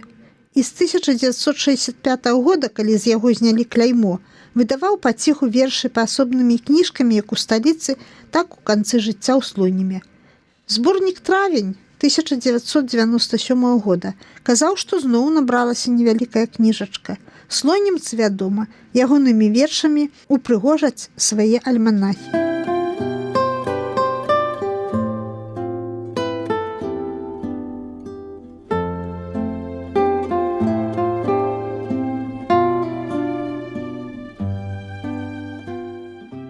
Анатоль Іверс – гэта класіка беларускай паэзіі. Уся беларуская паэзія далёкая да дасканаласці. Яна не будуе новую форму верш-верш. Паэты ўсяго свету шукаюць дасканалай паэзіі, але дасканалы верш як землятрус. Кожны народ павінен імкнуцца, каб на яго полі раслі дасканалыя вершы, не на іншай планеце. Анатоля Іверса як паэта не гадавалі, не шкадавалі. Жылося яму цяжка, але быў у кагорце перадавых, таму што ўсё жыццё шукаў дасканалага верша. Але як да канца нераспушчаная кветка бывае прыгожай, гэтак і паэзія. І правінцыйная паэзія мае свае правы. Навошта вы, паэты, апяваеце ружу? Няхай яна квітнее у вашых вершах. У дзесяцігоддзе, калі я кіравала аддзяленнем Саюза пісьменнікаў, літаратуру сталі спіхваць на ўзбочча з наменклатурных падмосткаў. Чыноўнікі на дажынках спявалі і скакалі без паэтаў, але запрашалі гасцей сталічных. У гародні такім госцем увесь час, і, думаю, доўга будзе Навум Гальпяровіч. Пакуль кіравала Вольга Іпатава, і яе запрашалі як зямлячку. Яна тут выхоўвалася ў дзіцячым доме. Мы ж маглі без сродкаў камерна, па сувязях з тэлефонамі, правесці вечарыны камерныя. Напрыклад, дзявочыя чорныя вочы. Гэта да 120годдзя з дня нараджэння Янкі Купалы. Чытка вершаў дзяўчатамі і спеўка бардамі. З боку сталіцы я мела папрокі, чаму не дабываю сродкі на выданне кніжак.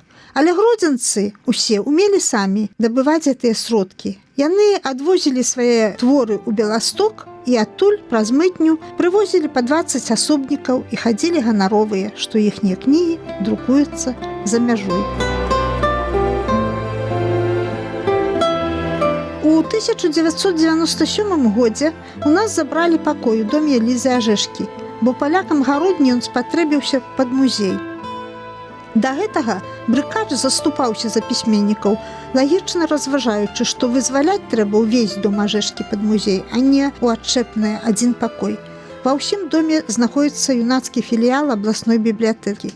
У 99 годзе намеснік старшыні аблвыканкама Марыя Бірукова па старой камсамольскай дружбе старшынёй Саюза пісьменнікаў Вольгай Іпатавай выдзеліла ў навукова-метадычным цэнтры адзін падвальны пакой. Людзі дзеляцца на бедных і багатых. Таленавітыя пісьменнікі, як правіла, заўсёды бываюць беднымі.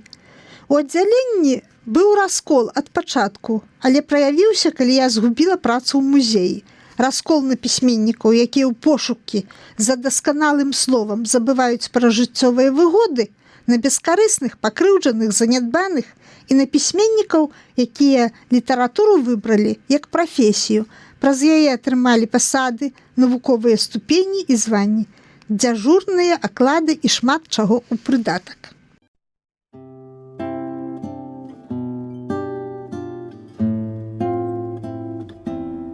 Сучасныя мемуары на хвалях свабоды. Данута Бічэль «Каго помню і люблю». Сёння мы прапануем заключную частку ўспамінаў, якую чытае аўтарка.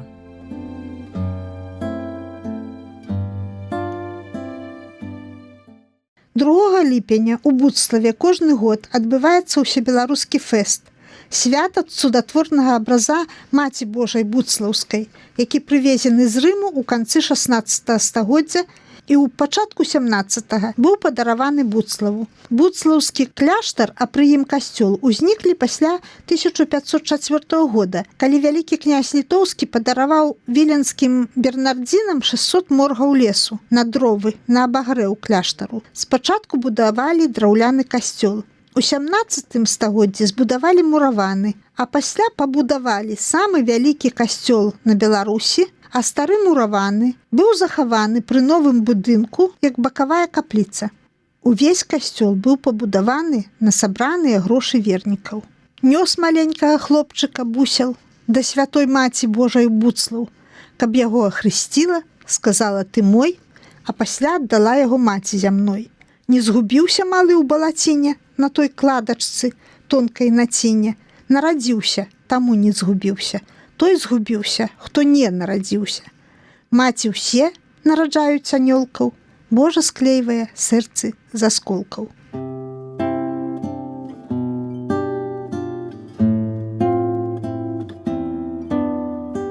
Так я апынулася ў Буцлаве на святкаванне абраза Маці Божай Буцлаўскай у месцы, дзе яна 500 гадоў таму назад аб'явілася, куды кожны год ходзяць пілігрымы з усёй Беларусі. Напрыклад, з Брэста выбіраецца толькі моладзь. Што найболей уражвае ў Буцлаве? Вядома тое, што набажэнства там адбываецца на беларускай мове. Пілігрымы стомленыя, але ўсе людзі намоленыя, добрыя, шчырыя. Людзі не змяшчаюцца ў святыні, таму свята праходзіць перад касцёлам на вялікім пляцы. Касцёл захаваў сваю аўру, перспектыву алтара і фрэсак. Захаваў таямніцу, якая дзейнічае, уводзіць у экстаз. Там збіраюцца пленэры мастакоў. Буцлаў вышэй палітычнай сталіцы. Ён духоўная сталіца Беларусі. Там служыць галоўным святаром малады адукаваны энергічны ксёндз Славамір Вятлугін. Да 500-гадовага юбілею, маючы столькі арганізацыйных клопатаў, ён не забыў пра кнігу, выдаў 3 кніжкі. Адна з іх мае вершы «Стакроткі ў вяночак Божай Маці». Калі я ўвосень 2002 года з моладдзю гродзенскага мікрараёна Дзевятоўка паехала ў Буцлаў, я схадзіла да айца Славаміра да споведзі. Ён палюбіў мяне за мае цяжкія грахі, які адпусціў мне правам, дадзеным яму ад Бога. Пасля правёў экскурсію па касцёле, прадэманстраваў нам, як, адступаючы назад, вырастаюць у вачах фігуры ў алтары Буцлава. Завёў у скляпенні і паказаў трупы манахаў ордэна бернардзінаў, якія спяць там некалькі стагоддзяў і не разбураюцца. Я ледзь выйшла з таго падзямелля, убачыўшы шэрыя пяткі. А гарадзенская моладзь мела вялікі кайф ад таго кашмарнага відовішча. Калі развітваліся, айцец Славамір сказаў, што ён не паспеў пазнаёміцца з Васілём Быкавым, які мог бы напісаць пра Буцлаў, калі б яго папрасіць, і папрасіў мяне напісаць паэму. Прыехала ў Менск, у выдавецтва «Про Хрысте». П'ю каву з дзяўчатамі на іх утульнай кухні. З'яўляецца айцец Славамір, кажа: «Ой, і Данута тут, як быццам мы ўсё жыццё знаёмыя». Пасля тае сустрэчы я пачала пісаць вершы. Адаслала іх Славаміру, які сам выбраў на вокладку маёй кніжкі карціну мастака Олега Драбышэўская. На тле хмарак над касцёлам Мадонна з сынам у руках трымаюць гранат. Гранат цалуе тонкая рука. У кожнае замглёнае акно граната ўпала, зернетка адно, і боль зняло павевам ветерка.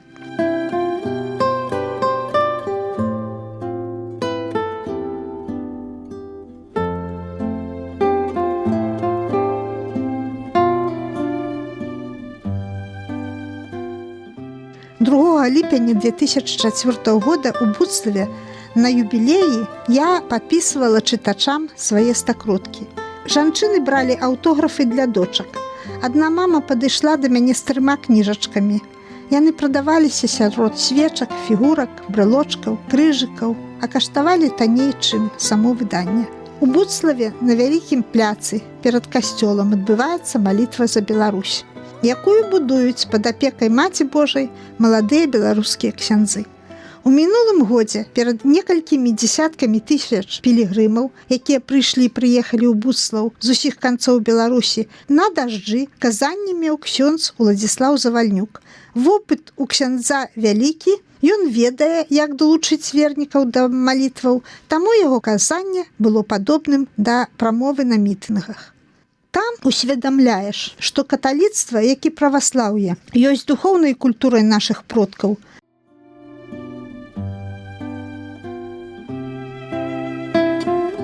Гэта радыё Свабода. Вы слухаеце ўспаміны гарадзенскай паэткі Дануты Бічэль.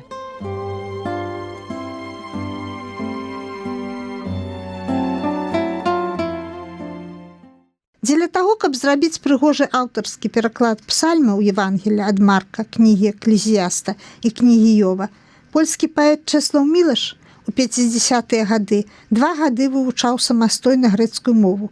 Габрэйскую ведаў з дзяцінства, якое праходзіла на Віленшчыне, у Шэйтанах. Ксёндз Уладзіслаў Чарняўскі таксама ведаў старажытныя мовы. Рабіў пераклады Бібліі, Евангелія з арыгіналаў, перакладаў малітвы і спевы, маючы для параўнання працу Казіміра Сваяка, Адама Станкевіча, Язэпа Германовіча. Ён правяраў свае пераклады на голас у сваім касцёле. Дзе ён знаходзіў у слоўніках тых жывуноў і паўзуноў, вядома у жывой мове на вакольных вёсках. Яму забаранялі святарскую працу на месяцы і на гады за беларускую мову ў касцёлах. Ён прабачаў усім начальнікам і камуністам. Калі іх прыціскала гора, ішлі да ксяндза ў Вішнева. Ён не адмаўляў нікому у дапамозе. Я таксама, пасля доўгага перапынку, паехала да яго на споведь. Мне лягчэй было аддаць цяжкія грахі жыцця беларускаму ксяндзу. Калі ён адпусціў мне грахі і ўдзяліў камунію, за платкам па целе разлілося цяпло.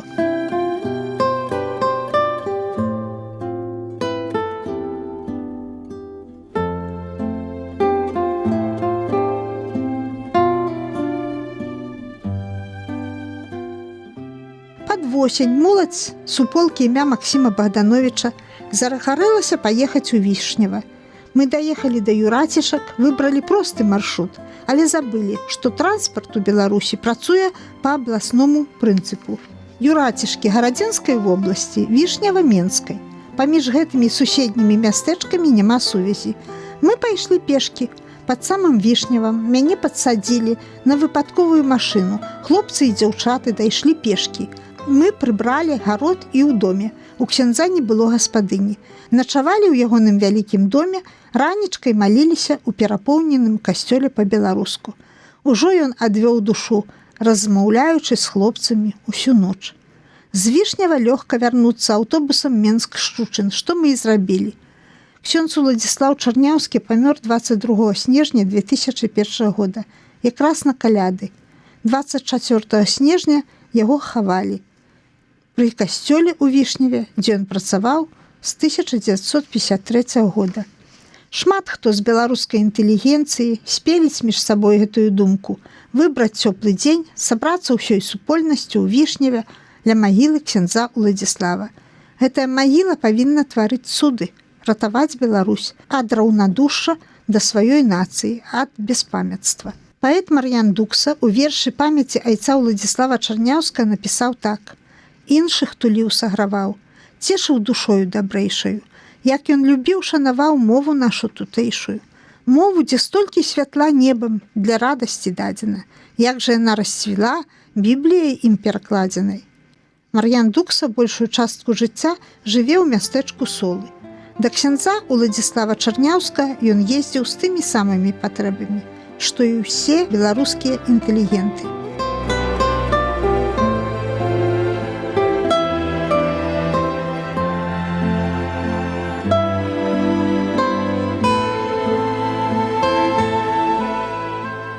Калі я думаю пра сваё жыццё, як праз сон бачу сябе 6гадовай дзяўчынкай. Я дапамагаю маме бяліць палатно. Мы яго рассцілаем на сонейку, скручваем у сувой. Пасля з таго тонкага палатна сястра шые мне сукеначку, сумачку і тапкі. Я іду адна, сонейка грэе цёпла. Іду праз гаўю, у брод. Там стаіць наш касцёл. На выспе сярод бэзу, шыпшыны і невядомых мне кветак. Я першы раз іду да споведзі. На востраве на рэцэ Гаўі, дзе быў сад, зямны рай, цяпер дзірван, там і трава не расце. Святыню спачатку ператварылі ў склад, пасля спалілі. Згарэў драўляны мост на высокім наспе праз Гаўю, на якім моладзь з абодвух берагоў танцавала пасля малітваў. Засталіся толькі святыя магілы нашых продкаў.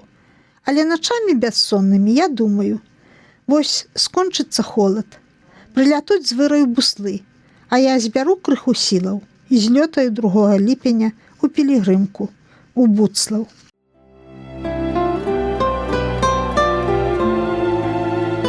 Прагучала заключная частка ўспамінаў гарадзенскай паэткі Дануты Бічэль. Мемуары, напісаныя спецыяльна для радыё «Свабода», аўтарка назвала «Каго помню і люблю».